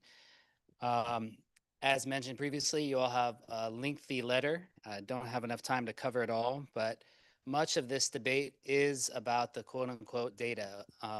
As Barbara just mentioned, none of which has been discussed in city council chambers. No reports, no data, no evidence have been requested or analyzed in those spaces. But when we look at the actual data, let's remember that ULA is really an economic engine. It's putting hundreds of millions of dollars, this NOFA is coming forward, creating jobs, keeping more money in people's pockets because they're living in housing they can afford. Of course, you have at every stage of the process, whether it's transactions, entitlements, project applications, building permits, all are showing strong trends upwards. And just today, the Wall Street Journal, yesterday, the LA Times, and last week, The Real Deal, all provided reports that showed that the sky is falling narrative is falling flat. Thank you. Thank you very much. That concludes in-person public comment. And we will now move to virtual public comment. Thank you. All right. First up is Joey Silva. Hello. Just speaking again to concur with my fellow in-person speakers on speaking out against this very, very rushed motion. As said previously, you all were not given the proper opportunity to speak and express your opinion and express your concern on any sort of motion. And in general, we're not given enough time to understand the implications of what a reduction in funding would do to Measure ULA and its various different services. And I think it's important that we have that discussion to understand the fiscal impact and realize and look at other data sources that indicate that the housing market is far more complex than what billionaires and developers want everyone else to think it is. Thank you. Thank you. Next up online, Cynthia Gonzalez. Hi, good afternoon. Speaking like my other public speakers here today around Measure ULA. Want to, as a organizer in the State House LA program, just remind the committee of the importance of the work that we've been doing, not just for this program in itself, who is currently under risk of receiving budget cuts if this amendment passes, but overall, the amazing work that all of Measure ULA has been doing. ULA has been delivering its promise in helping prevent more than 10,000 people from falling into homelessness, funding also 800 affordable homes and accelerating 10,000 union jobs. And so, as you can see, we can go in great details of the report and how much ULA has been supporting tenants, as well as building jobs, union jobs.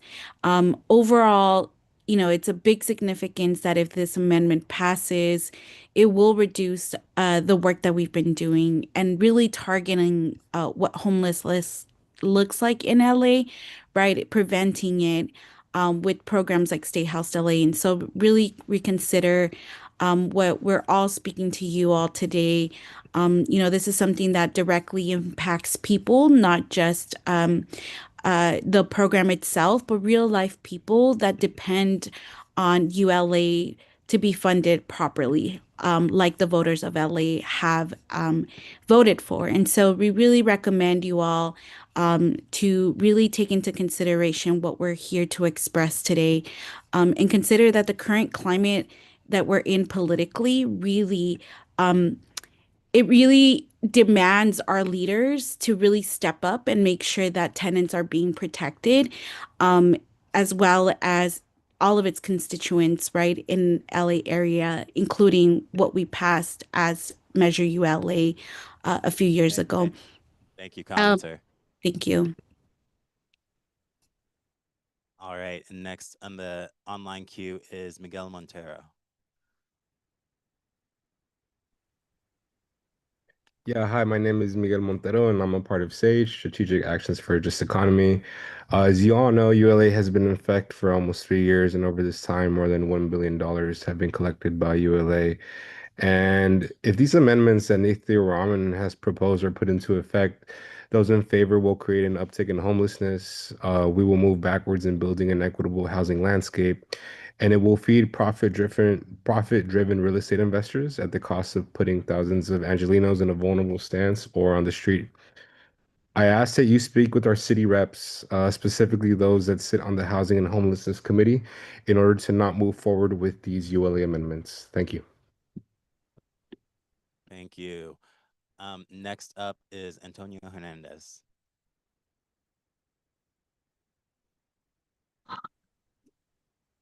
Good afternoon, COC and staff. I am Antonio, of Strategic Actions for a Just Economy, and I am here alongside folks to uplift the imperative need to be critical of the abrupt step to reduce the impact of Measure ULA.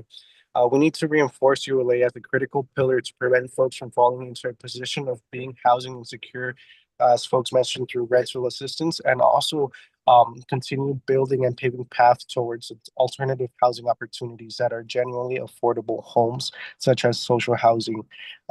It was also mentioned that we need to reinforce ULA's power at a local level, since we don't know and how the federal government will continue reacting, and it's our way to create a defense for our community members in LA. Thank you. Thank you. And next up is Anna Ferrari. Please correct me if I mispronounced your name. No, that's correct. This is Anna Ferrari. I'm a member of the Anti-Eviction Mapping Project and part of the research committee for United to House LA. And I wanted to second what Barbara and Joey said.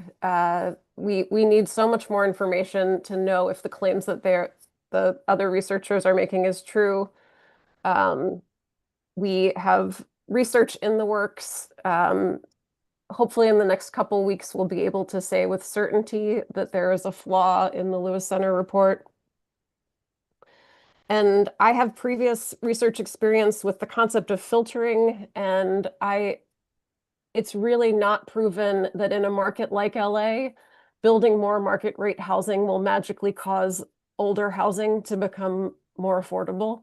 I just feel like that is such a disputed point that people in the YIMBY circles state with certainty. And the city council motion is so upsetting because this is a truly progressive tax, and they're talking about giving carve-outs for not only multifamily housing, but commercial and industrial, which is just ridiculous. And the 15-year period there's no logic behind that either. Thank you. Thank you. That is everyone in the virtual comment queue. Thank you so much. That will conclude public comment. So we will definitely move on to the item on the agenda, the COC discussion and consideration of CF 26-0088 motion to amend the Measure ULA. A, action, COC approves next steps related to the CF 26-0088 motion and to amend Measure ULA. Today, I will present a letter from the COC in regards to the recent motion from Councilwoman Rahman in regarding to amending the Measure ULA. We can also find that this letter is in your packets for your reference. The Citizens Oversight Committee of Measure ULA functions as an oversight body of the measure to ensure that the funds collected by this measure are implemented in a way that is transparent and accountable to the residents of the city of Los Angeles. The purpose of today's letter is to provide a two-part response to the City Council's motion housed under Council File Number 260088, and it's dated January 27th of 2026. First, we support the deliberated affordable housing production technical changes. The measure from the months-long collaboration process between the Los Angeles Housing Department, LAHD, traditional real estate lenders and investors, the United to House LA Coalition, now the Coalition, and also the Southern California Association of Nonprofit Housing, SCANF, a process which is almost complete. Second, Measure ULA Ordinance Section 22.618.8B states that the COC shall review any proposed amendment to Measure ULA and may express an opinion or whether the proposed amendment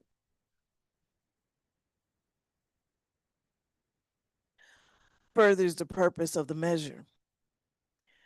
Regarding amendments to Section 21.9.2 for commercial multifamily exemptions, we intend to review the ballot measure's language drafted by the city attorney to understand how the proposed amendments further the process of the stated section 22.618.1 of the measure. The COC plans to engage in policy amendment ad hoc committee to deliberate and continue an opinion and to issue an opinion related to the proposed amendments. If the COC feels as though that the proposed amendments are consistent with the purpose of the measure, council must provide written findings to contrary supported and substantial evidence in the record before it can justify proceeding with the amendments, despite that opposing opinion per section 22.618 point B. I'm sorry, let me rephrase. Section 22.618.8B. We look forward to working in collaboration with the City Council, with the City Attorney, the Mayor's Office, and all other relevant parties to review the proposed amendments as outlined in the measure. And I will open the floor for this discussion.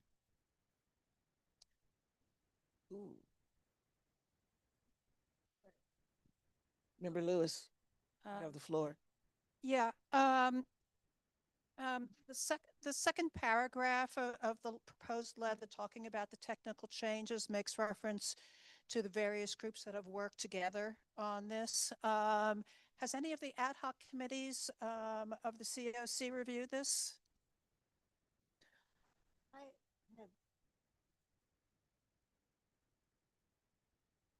Vice Chair. I have seen the technical amendments. Okay, I'm going to caveat this a couple of different ways.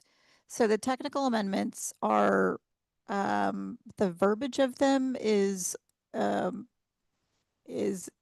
iterative. And so they haven't yet come to final resolution on the language. I have seen previous drafts.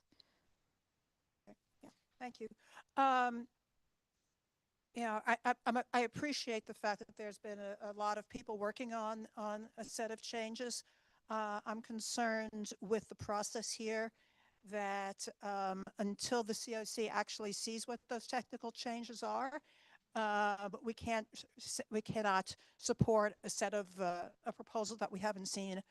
And so I would suggest that the letter be amended to reflect that, yes, there is this process that has been ongoing, that it's coming close to fruition, and that those changes will be considered by the COC and and the COC may recommend them, but I don't think we can recommend them at this time. I have some other comments on the letter, but I'll stop at that for now. Anyone else? Oh, definitely. You have the floor.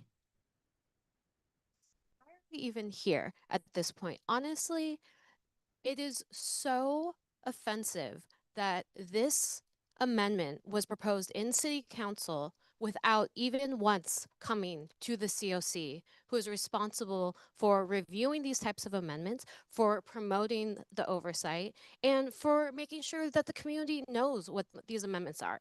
So I think at a baseline process, this highlights that this body is being pushed aside, and we as a body need to commit that we are going to make our presence and our influence be an important part of ULA.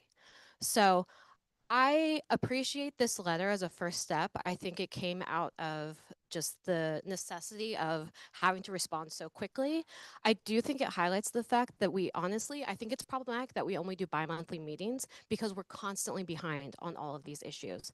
So one thing I want us to consider is, at least until this issue is somewhat resolved, we need to have another special meeting before March 26th. We can't wait 2 months to make action on what's going on here. So I'm going to throw that out there. I think it also highlights the fact that we do need a budget that is going to support independent counsel, because I think I'm the only attorney on the COC, and I don't feel like I have the specialization to fully understand what even these amendments look like. And I think we need an independent body that's going to help advise us on technical requirements like that as well.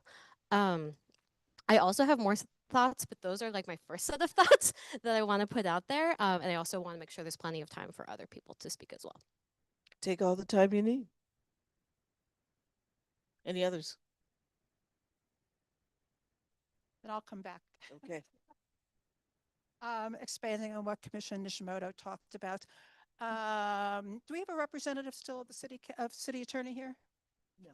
Oh, we can't discuss that. Why and why is that? What can we say about that?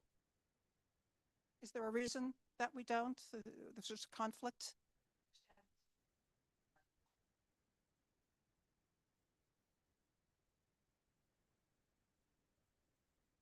I'm sorry. Who makes that direction?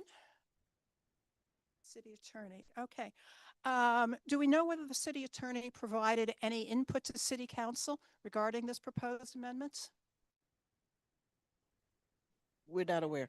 Do we know what the city council's vote was regarding regarding this proposed motion?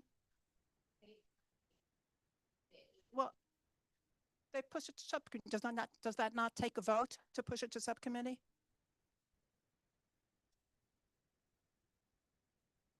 It was first, CD4 intended to push it through just through committee. It had never gone through subcommittee. And it was, as I understand, the vote ended up being more of a technical vote, so they did not push it through. They pushed it back to subcommittee. So everyone that was present, my understanding is everyone that was present voted yes to push it to the homelessness and housing subcommittee, which is where it really would normally be considered as well. So I don't think there's been a substantive vote about the actual, it was more just to push it into subcommittee.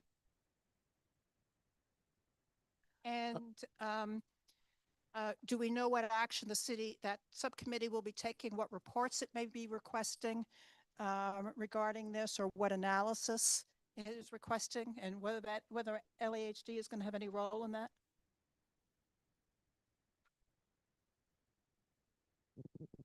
Callie?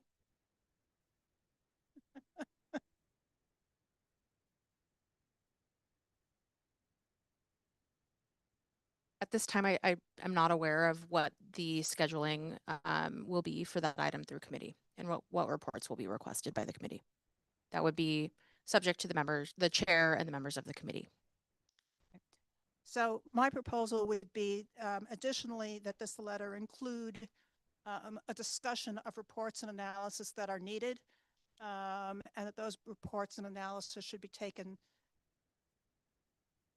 by, I'm not sure who the appropriate body is, frankly. You know, I'd love to say an independent body, but then that sounds like it's going to be a lengthy RFP process. So I think that bears further thought. Agreed. To agree with what Commissioner Lewis said, and I would say I think it's also okay if it is an independent body that would be doing I think that's something for us to consider, because I also think the timing of when this happened, like ULA has only existed for a couple of years. It seems wild that we're that there's even thoughts about making amendments to it without some time for it to play out. I think everyone at this body is committed to the purpose of ULA, which is to develop affordable housing to protect tenants in Los Angeles.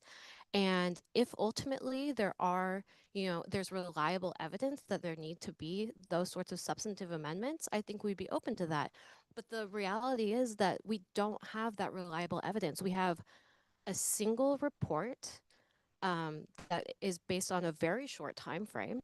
There's a competing report that points out problems with that report, and that's all we have. And it seems irresponsible that we would be trying to amend this measure so quickly without real understanding of both whether that will promote permanent supportive housing and affordable housing units and what other types of issues might come out of that. I think another thing we heard right from public comment is it will affect the funding for eviction defense. It will. It's going to be a smaller amount of money, right? We have no idea how many tenants, how many households that means, right? And so to the extent we are attempting to both keep people in their homes and build more affordable homes, we don't know what that impact looks like, and it's so irresponsible to take such a drastic cut in the potential funding that could come from there.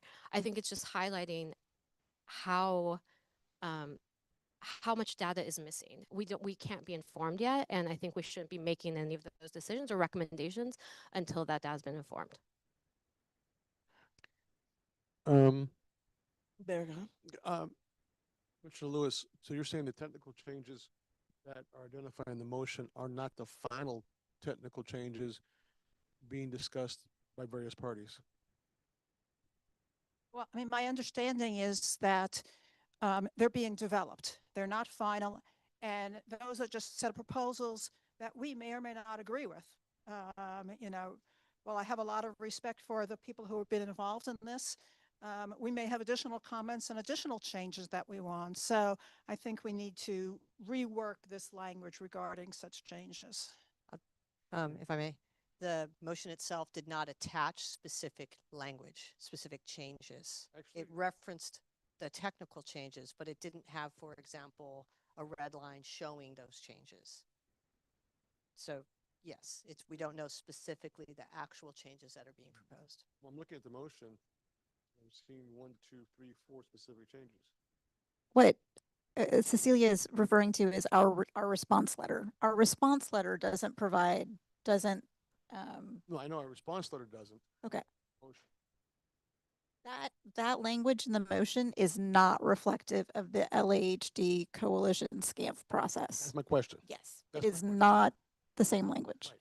So my question basically is this language, the motion is not necessarily the language being discussed by parties. Okay, so having said that, I think enough of us here around the table understand some of the politics behind this motion.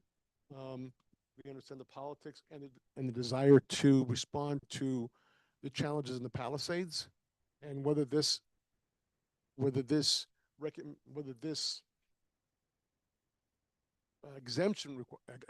for exemption is the most effective way of responding is still basically a function of a politic.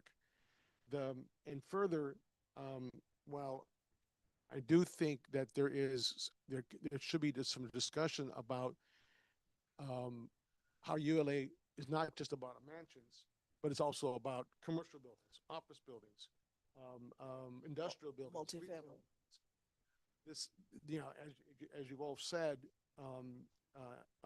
there hasn't been sufficient study. There hasn't been sufficient conversation about that.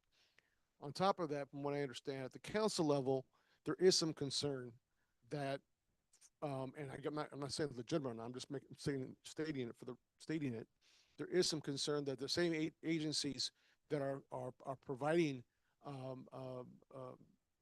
support around landlords and tenant eviction are the same agencies that basically are engaged in any number of lawsuits with the city of Los Angeles, and that's been borne out in a number of press articles. So this is to say this is turned into one big kind of cauldron of issues that now evidenced by a very fast moving motion and just kind of put it together and throw it out there and see what sticks and hopefully end up with something that can end up on the ballot. Having said that, I like the sense of this letter, but frankly, I would suggest that we may as well just simply say we oppose this for lack of process. Okay, we oppose this for lack of process, lack of study, lack of research, and that we be open to any conversation about mending this that goes through the proper process and the proper conversation. Can I respond to that? So yes. So I hear you and do oppose the lack of process in its entirety. I was well aware of a very deliberative process that was happening at LAHD regarding technical fixes. And technical fixes are indeed appropriate for the measure, but they are technical and not appropriate for a ballot measure decision, in my opinion. And the negotiations regarding those technical amendments are, go ahead. Yeah, I'd just like to speak to the conversation been ongoing on the technical amendments, because I'd like to provide a point of clarification as to the language that's included within the motion that was introduced. The sections that are identified to be amended are indeed the sections that we have been working through identification of technical changes. So I want to be clear, the four topical components of those technical changes are indeed the ones that we have been engaged in conversation with stakeholders on, so that it's clear to this body. However, I think what the Vice Chair Coulter was expressing around the exact language of that, which is not contained within this measure. For some of those amendments, we have been having conversation around what that exact language should look like. So I wanted to provide that point of clarification. Obviously, the details are important, but with respect to topically, the four categories of technical amendments, those are indeed the ones that are reflected within the motion. Can I ask a quick question to this particular point? I think I might have more to say, but just on this particular point, I can't.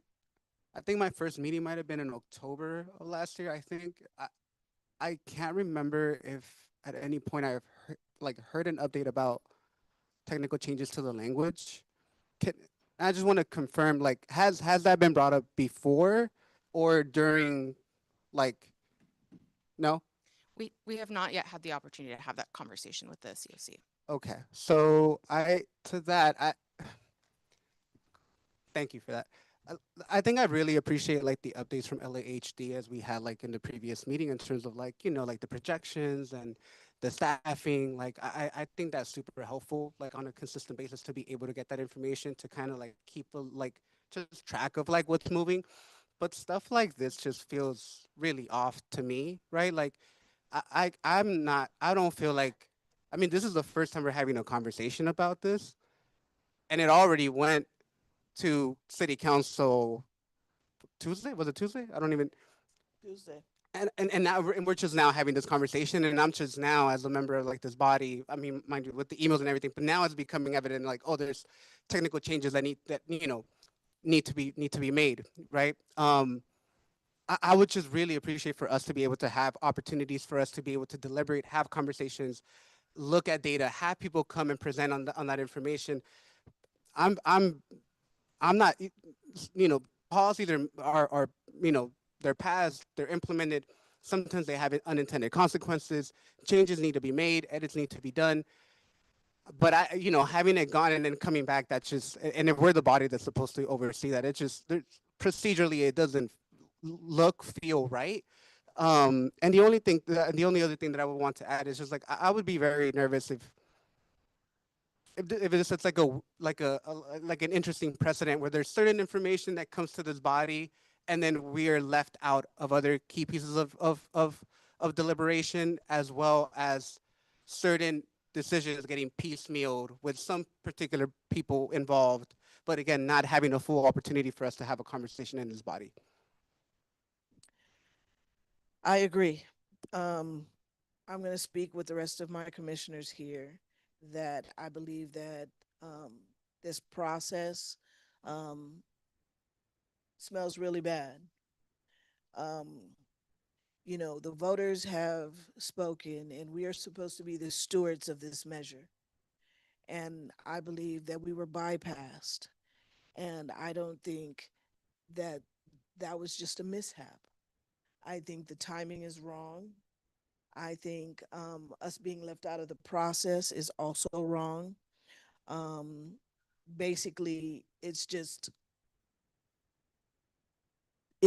plain BS, meaning bad service. Okay.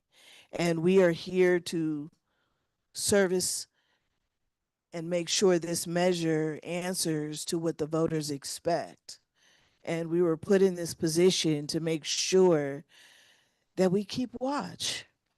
And being bypassed is I think I heard from one of my commissioners, insulting or unacceptable. It is all of those things. And I think that we need to go back and re-examine. I don't believe there was enough data.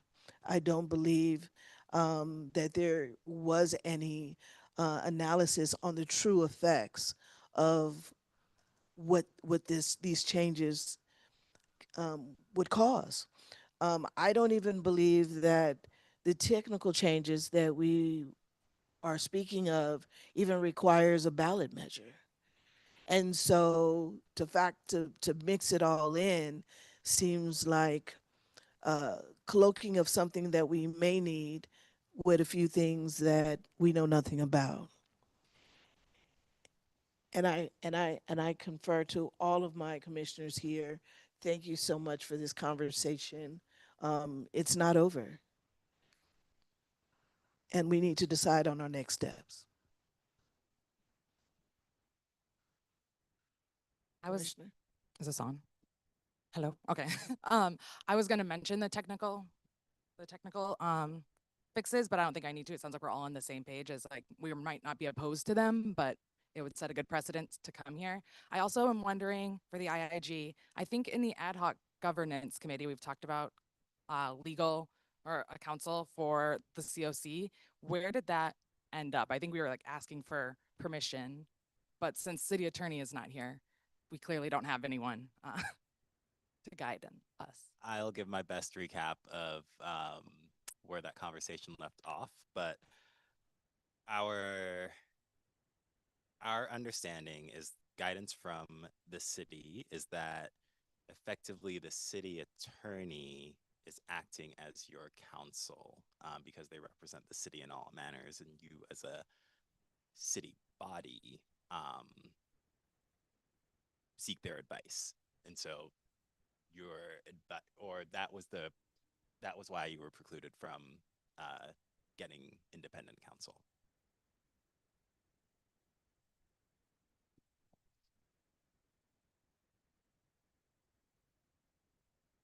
That they are permitted to be present for discussions of this issue. I assume that's maybe conflicted out because the council file also says that they need to be providing, they need to confirm to form contracts within 90 days, which we know is also an issue related to ULA. So if there's a conflict, then who would be our counsel at that time? That I don't think we could speak to. Committee Member Nishimoto, thank you for noting that point. Typically, the city attorney determines if there is a conflict and then determines with the need for an independent outside counsel. We can request further clarification of the process that the city attorney would undertake to determine whether or not this body should be represented by independent counsel.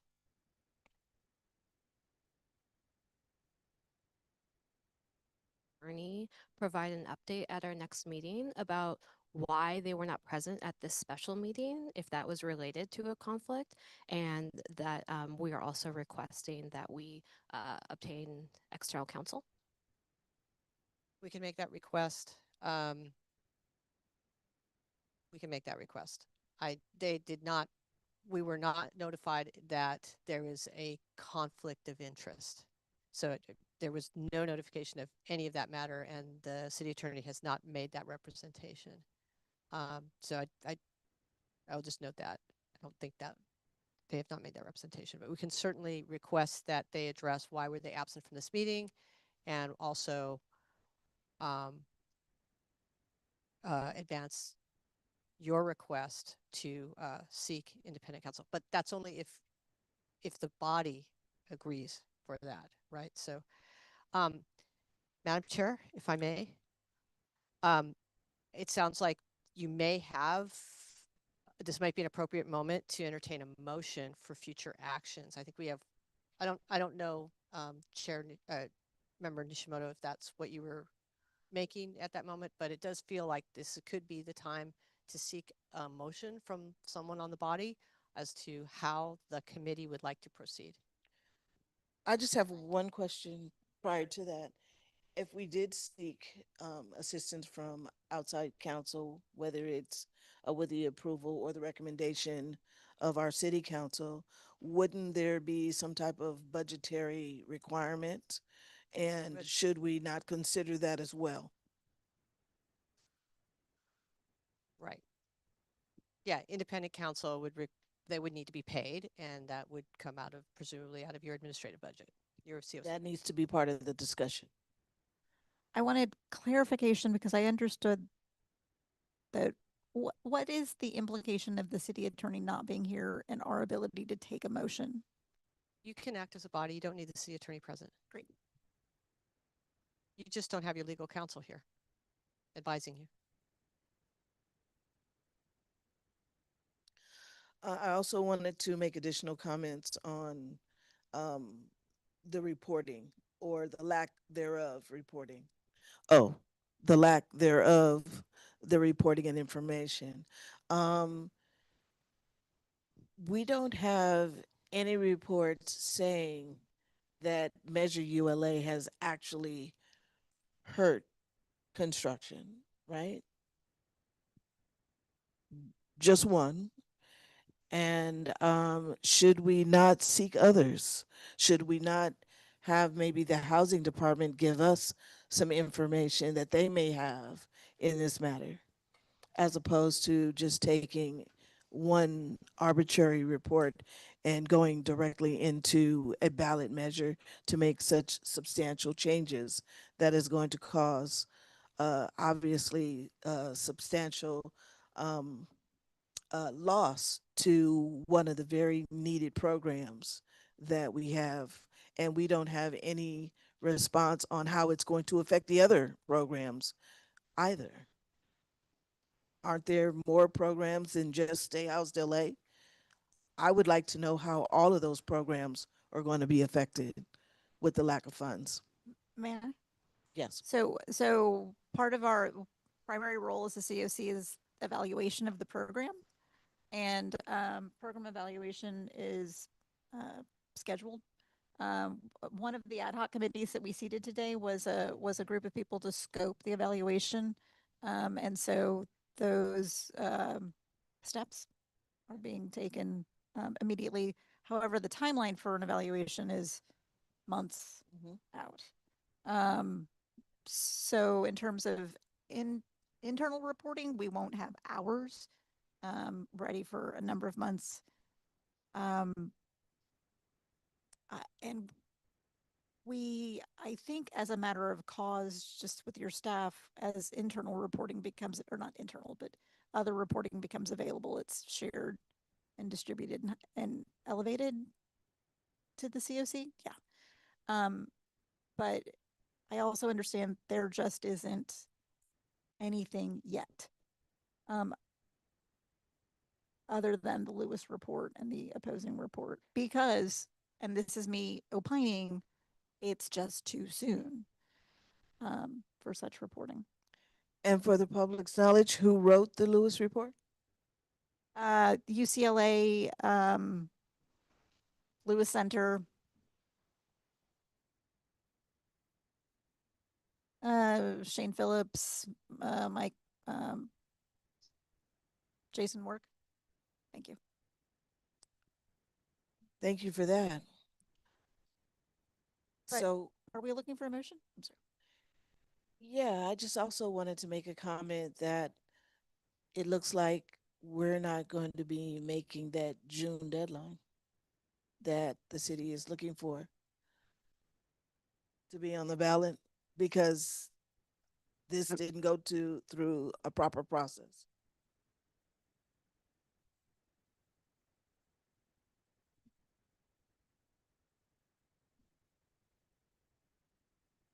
I mean, according to the news reports, the fact that it didn't pass on Tuesday means that it cannot be on the June agenda. It would have to get pushed back to the November.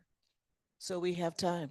But that's still maybe problematic time-wise for a quality process that we all could feel good about. I just want to second that particular point because that was where I was gonna go with it. It's just like again and I mean we just heard about like a couple of like news articles that come out that talk about like the positive impacts of and like development be like happening currently. I just even if we rush an evaluation, there's programs that haven't even like launched yet, right? Like we just saw a whole report right now where like we haven't even been like we're evaluating half of like an implemented like program like this like and the urgency of it as like we're like seeing news articles that are more timely than a report talking about positive impacts of development in the city. Like it doesn't signal to me that there's like an urgency, that there should be like an urgency for us to be like moving a ballot initiative to change ULA when construction is still happening from what it looks like, right? And we haven't completely been able to implement all of the programs and that we're stewarding and overseeing, and we haven't even heard any data. I mean, since I've been here, I haven't heard any data other than what LAHD has been able to provide. So, seconding that and just adding that additional point that it just whatever motion we land on right now, I think we also need to kind of slow it down a little bit. Also, a question that I have for consideration is the motion also mentions our fire victims and having them exempted. And I'd like to hear your voices on your opinion on that aspect. But also, I want to know it also mentioned something about it being retroactive. So does that mean that we'd be giving money back? And how is that going to affect Measure ULA dollars along with the proposed transfer, the 20% that they're looking for, that obviously Ms. Schultz says it's 34% to stay housed LA. So I think we need to really take a look at what the true effects will be, because the last thing I want to do is to be in charge of what the people has put us in charge of, and there's a oops. I don't want any oops.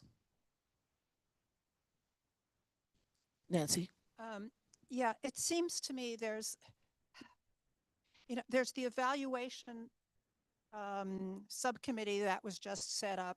But the focus of that, if I understand it, is really evaluating the ULA programs, which is different than evaluating the impact of ULA on the real estate market in Los Angeles, which is what the Lewis report basically did. It didn't say, if I remember, much of anything about how good or bad the ULA programs were. So it seems to me that there is a separate report, a separate analysis that's needed on that.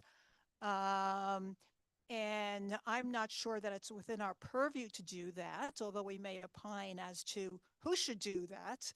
I assume that it's not something that would fall under the aegis of the IG's contract. Am I correct?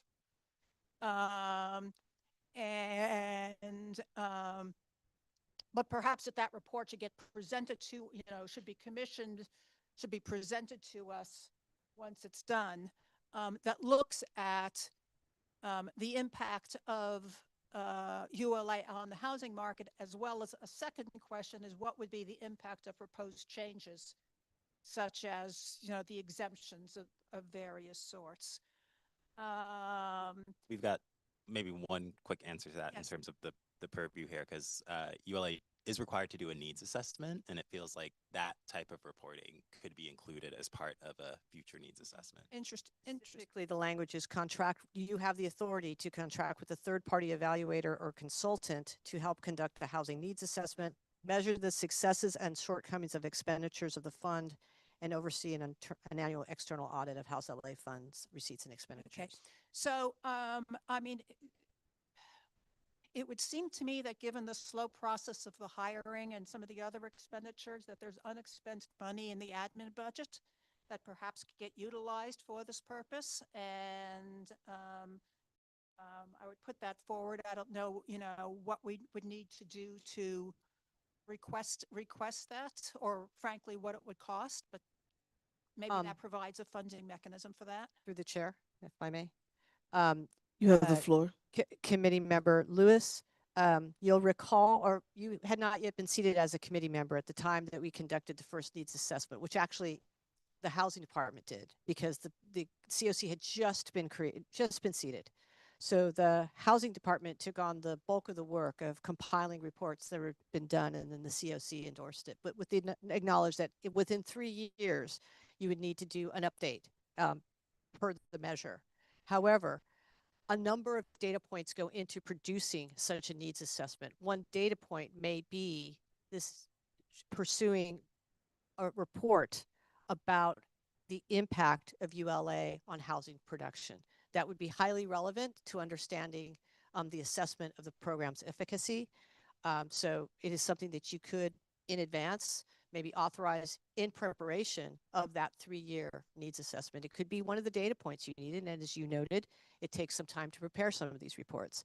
So I do think it is plausibly within your authority under that section of the ordinance. Thank you for that. Shifting gears slightly, I think my sense is that that there's agreement on that perhaps a letter should be submitted opposing the measure and talking about the process. My question is regarding the process for preparing such a letter. Obviously, as Commissioner Nishimoto mentioned, we don't want to wait 2 months. Can we authorize a group to prepare a letter? And do we then need to have a meeting to approve such a letter? So I think the proposed order of operations here, and this is for you all to deliberate as a body, is to have the program, program amendment evaluation ad hoc be the body that would consider the specifics of the motion that was introduced to council on Tuesday.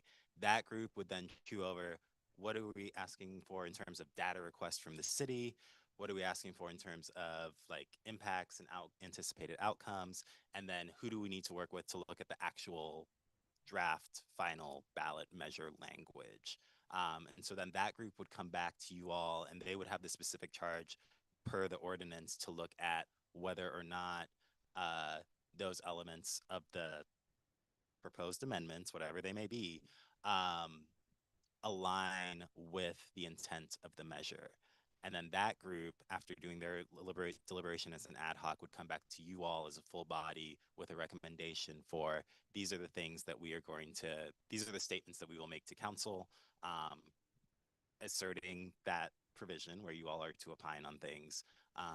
And then depending on, and again, the not predicating anything in terms of like definite opposition or alignment. Like you all might find that the technical amendments are fine and that the more substantive amendments are not. Then you transmit a letter as a body to the city council saying, sure, we agree with these things. We don't agree with these things. We request that per the measure, city council makes specific findings that substantiate why you're moving in opposition if they choose to move forward with it, and put that on the record. I want to be absolutely clear what you are determining. Are the amendments consistent with the purposes of ULA? And the purposes are spelled out in specific detail at the beginning of the amendment. It's not whether you personally agree with the amendments, it's whether it is consistent. So you're saying you're opining that proposed amendment is not consistent with those purposes. Then if you find that any of that amendment is not consistent with the purposes of ULA, then the city council is required to make those findings with substantial evidence to justify proceeding with the amendment, notwithstanding the fact that it is not consistent with ULA, the purpose of ULA. Just want to be absolutely clear what the charge is to the COC. And thank you for that clarification. I have an additional question. Does the COC have any type of subpoena powers for information? Under another provision of ULA, you may request, I'm trying to find it right here, the reports from general managers from a variety of departments. And there are some that are listed, and it's including but not limited to. So you can request information and reports from those departments. Thank you for that. The Oversight Committee may request reports from general managers of city departments, including but not limited to the department, and chairs of city council committees, including but not limited to the Housing Committee. The Oversight Committee shall have access to all information relevant to its work and be authorized to receive relevant information from other city entities as required under this article, including information related to the housing element and its implementation, progress towards regional housing needs assessment allocations, and progress towards affirmatively furthering fair housing. I'll read one other point. Paragraph 7 of the same section, the Oversight Committee shall be authorized to identify and investigate potential conflicts of interest in the allocation and implementation of funding and to make these findings known to the public. So you have all kinds of stuff around implementation, transparency, oversight. So hopefully that helps. Thank you, and it does. So I really encourage the entire COC to read again the section about what powers we have. And I'm going to specifically point out that it says multiple times that we shall have access to information. And in legal parlance, shall means that it's required. This is not. So I think it's unclear from the code what the mechanism is for that, like back to your question, which is why independent counsel would be very helpful for us to understand these things. But it does say we shall have that information available to us if we make a request. And I also wanted to add just, I really think I would encourage us to think about this in terms of, I don't think it's our responsibility to find the data to prevent an amendment.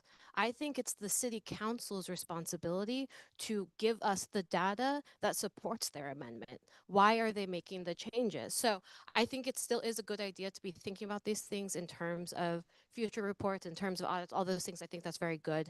But as far as like just responding specifically to this this council file right now, I really would encourage us to be thinking about it in those terms because because I think that's really how we should be looking at this. We're supporting what has already been approved. So let's hear why things should be changed instead. I'm going to start floating the idea of what our next action item should be related to this, and we can talk it through.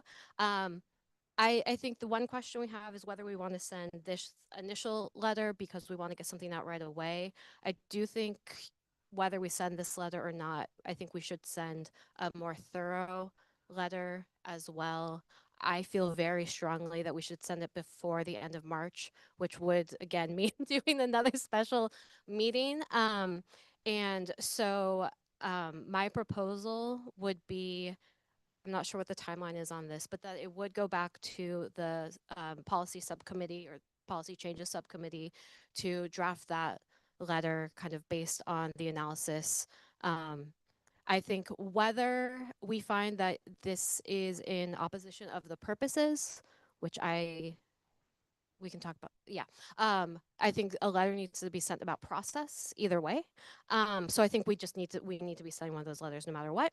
And then come back and have a special meeting to approve the transmittal of that letter once it's ready. So that is the skeleton of. So this letter would be a process letter, but you want it to come back before we send it to city council? No, so I'm saying I think whether or not we send this letter, we need to send a more thorough communication to city council as well. That's gonna, that will require another meeting. That will work, the second letter. Yeah. Thank you. Thank you for that clarification. Are we able to just, whatever the motion is, communicate with council or whoever about XYZ, and we don't need to bring that actual verbiage of the letter back to this body. So it sounds like we are all mostly agreeing on what we want to send today. So we don't have to have another special meeting to approve it, and then it gets to whoever, or then we get to like draft the letter and send it off. I think they suggested we leave it up to the ad hoc committee. Madam Chair, I'm through the chair.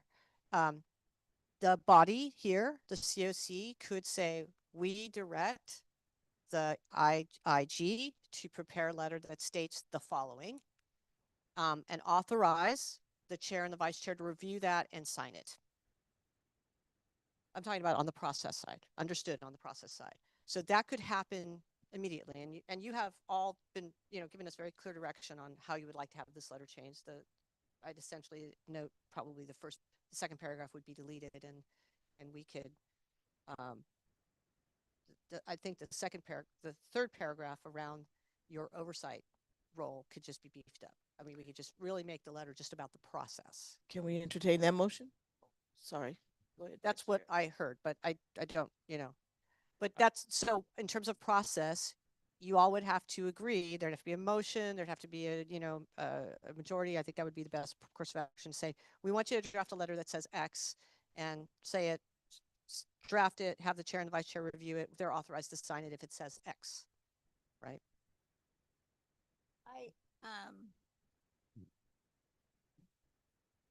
I'd like to highlight the purpose behind including the second paragraph, which was to acknowledge that there is a process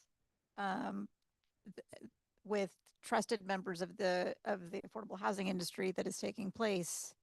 And so to specifically say, City Council, look to that process, of which we would have eventually been brought into, please. So I wanted to be very specific about the technical guidance, because the technical guidance, to everybody's points, should not be a ballot initiative.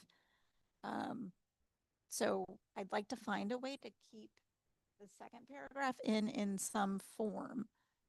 Why not just say that? I mean, I think you're right. And I think the point that Commissioner Lewis raised was that just caveating that you all will reserve the right to review the final language of those technical amendments before making a decision.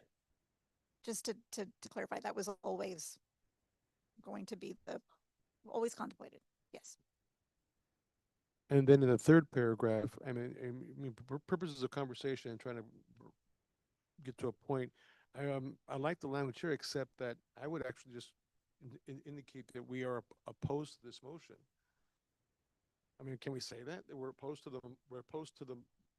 this motion for lack of process? Not lack of necessarily content, but lack of process, and point to all the language here in the third paragraph to explain it. And then again, for the public, we can do the technical changes without it being part of a ballot measure. Yeah, just for our audience.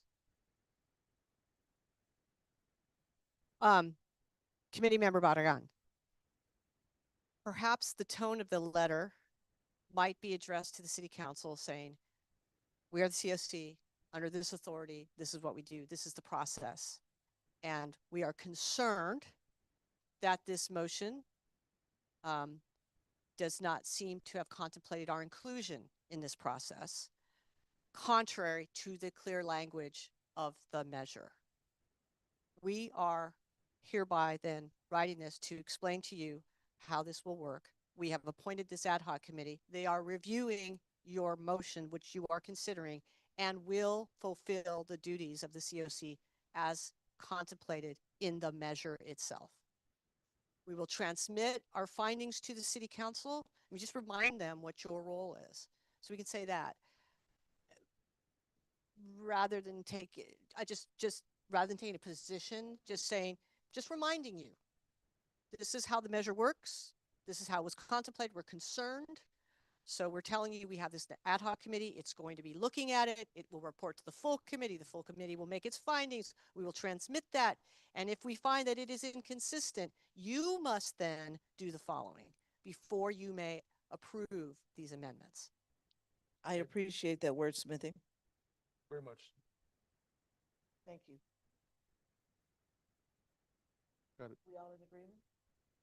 Can we entertain a motion? Second.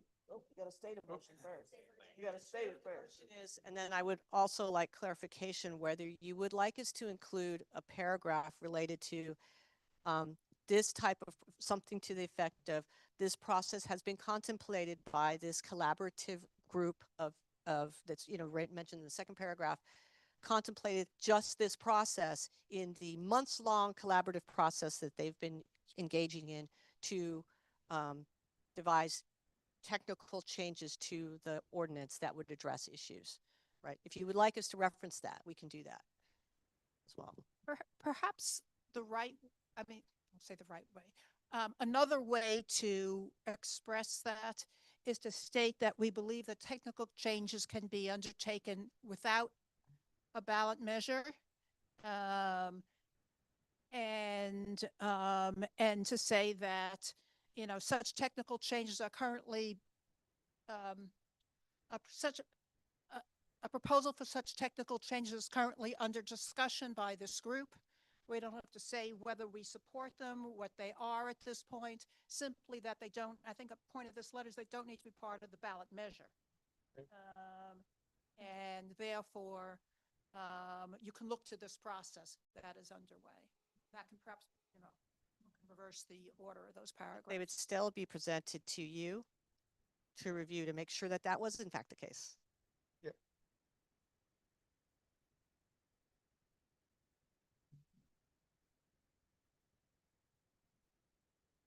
One fear is that they'll say, okay, we can do technical fixes and we can go to any group to do those technical fixes. And so I wanted to tilt the hat of approving of the members that are already around the table discussing the technical amendments. Okay, that's a fair point. Yeah, that's it.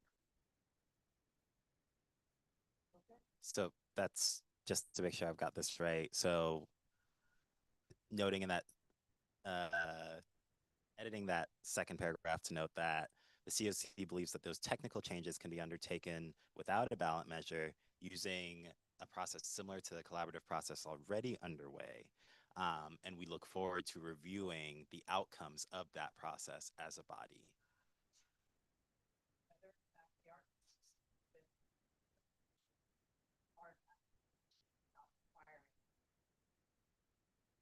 Sounds like a motion to me. That's the second paragraph. And then third paragraph, we're updating it to note, to beef up that section and note that as a body, the COC is concerned that the language presented in the council motion does not contemplate the COC's involvement. And then noting all the things per the measure. If it's contrary to the measure, then we expect per the ordinance that council will make these findings. Yeah.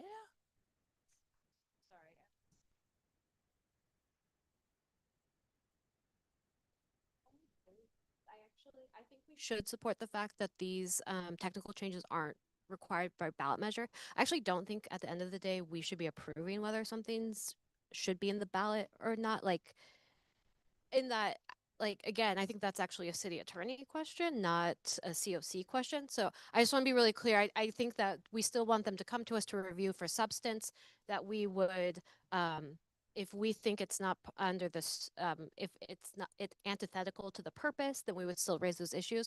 But that like final thing of whether or not it's actually legally a ballot issue or a technical issue is ultimately not within this body's purview. So I like there was just like a little bit of language about that I would want to not include. Then would it be helpful to amend that first part to note that the process to agree on technical changes should align or can align with the process that is already underway. Again, the COC looks forward to reviewing those technical fixes under this authority and will make findings in a similar vein as we will to the rest of it.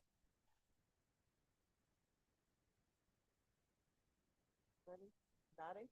Yes.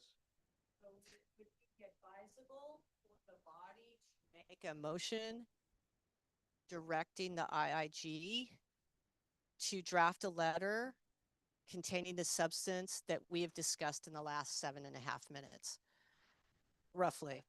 So moved. Yeah. Okay.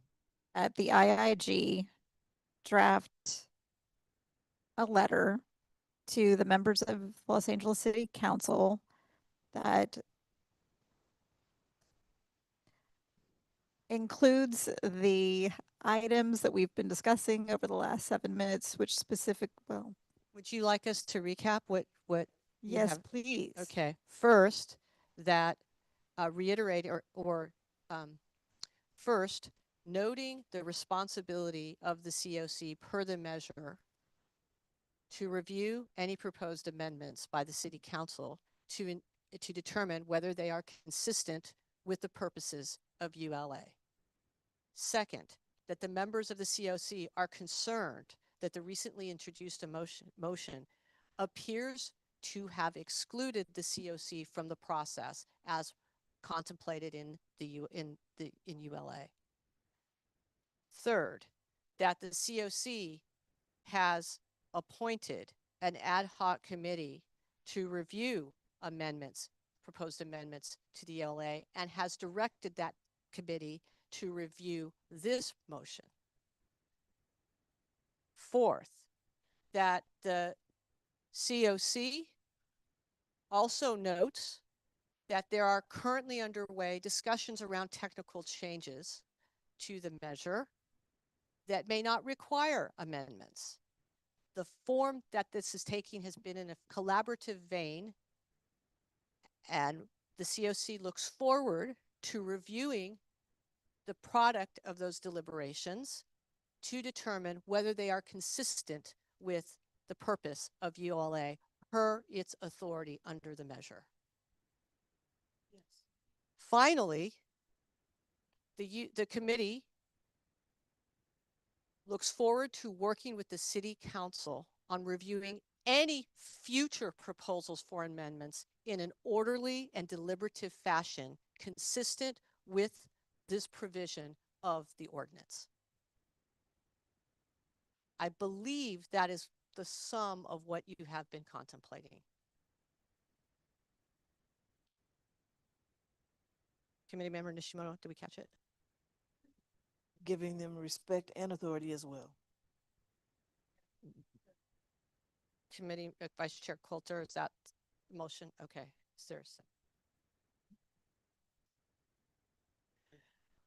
All right, can we call for a vote? All right. Chair Jones.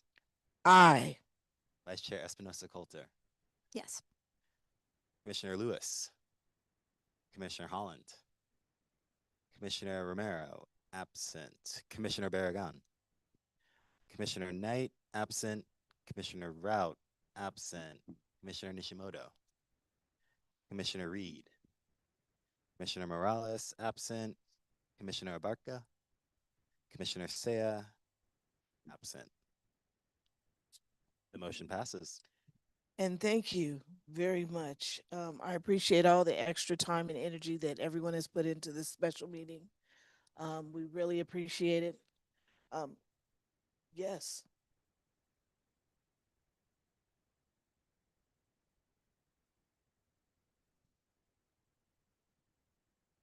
Right. Ad hoc committee do all this? I don't know if we need one or not. We're already good. Yeah. Since it's already in the work plan, we're good. Okay, just want to make sure we're covered on that. No, we don't need another vote. And then, so we're gonna send this one, and then we'll have another letter in 2 months. Is that the idea?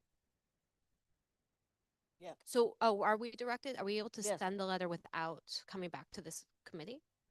Just for our review, I believe. Yeah. Okay. All right. Yes.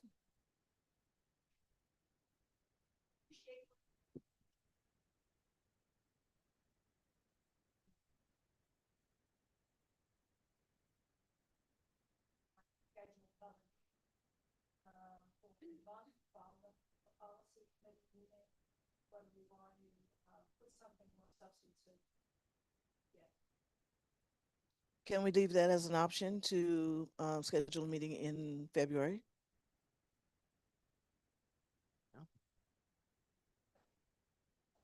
If you want to be more certain of the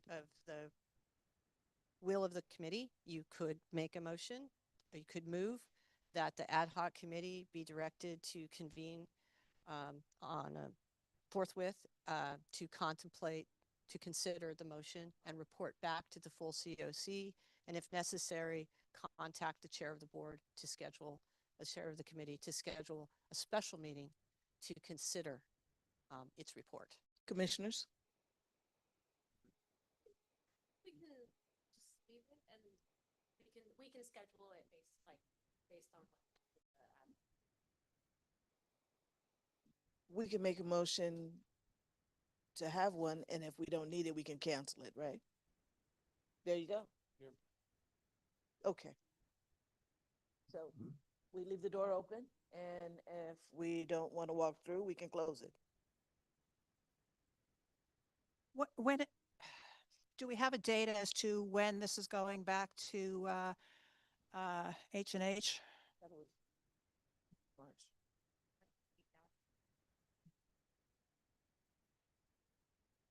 Follow that. I mean, you'll all be following it, I'm sure, but we could certainly send an alert to this body, to all the members, once we hear something that it has been scheduled. I'd be grateful.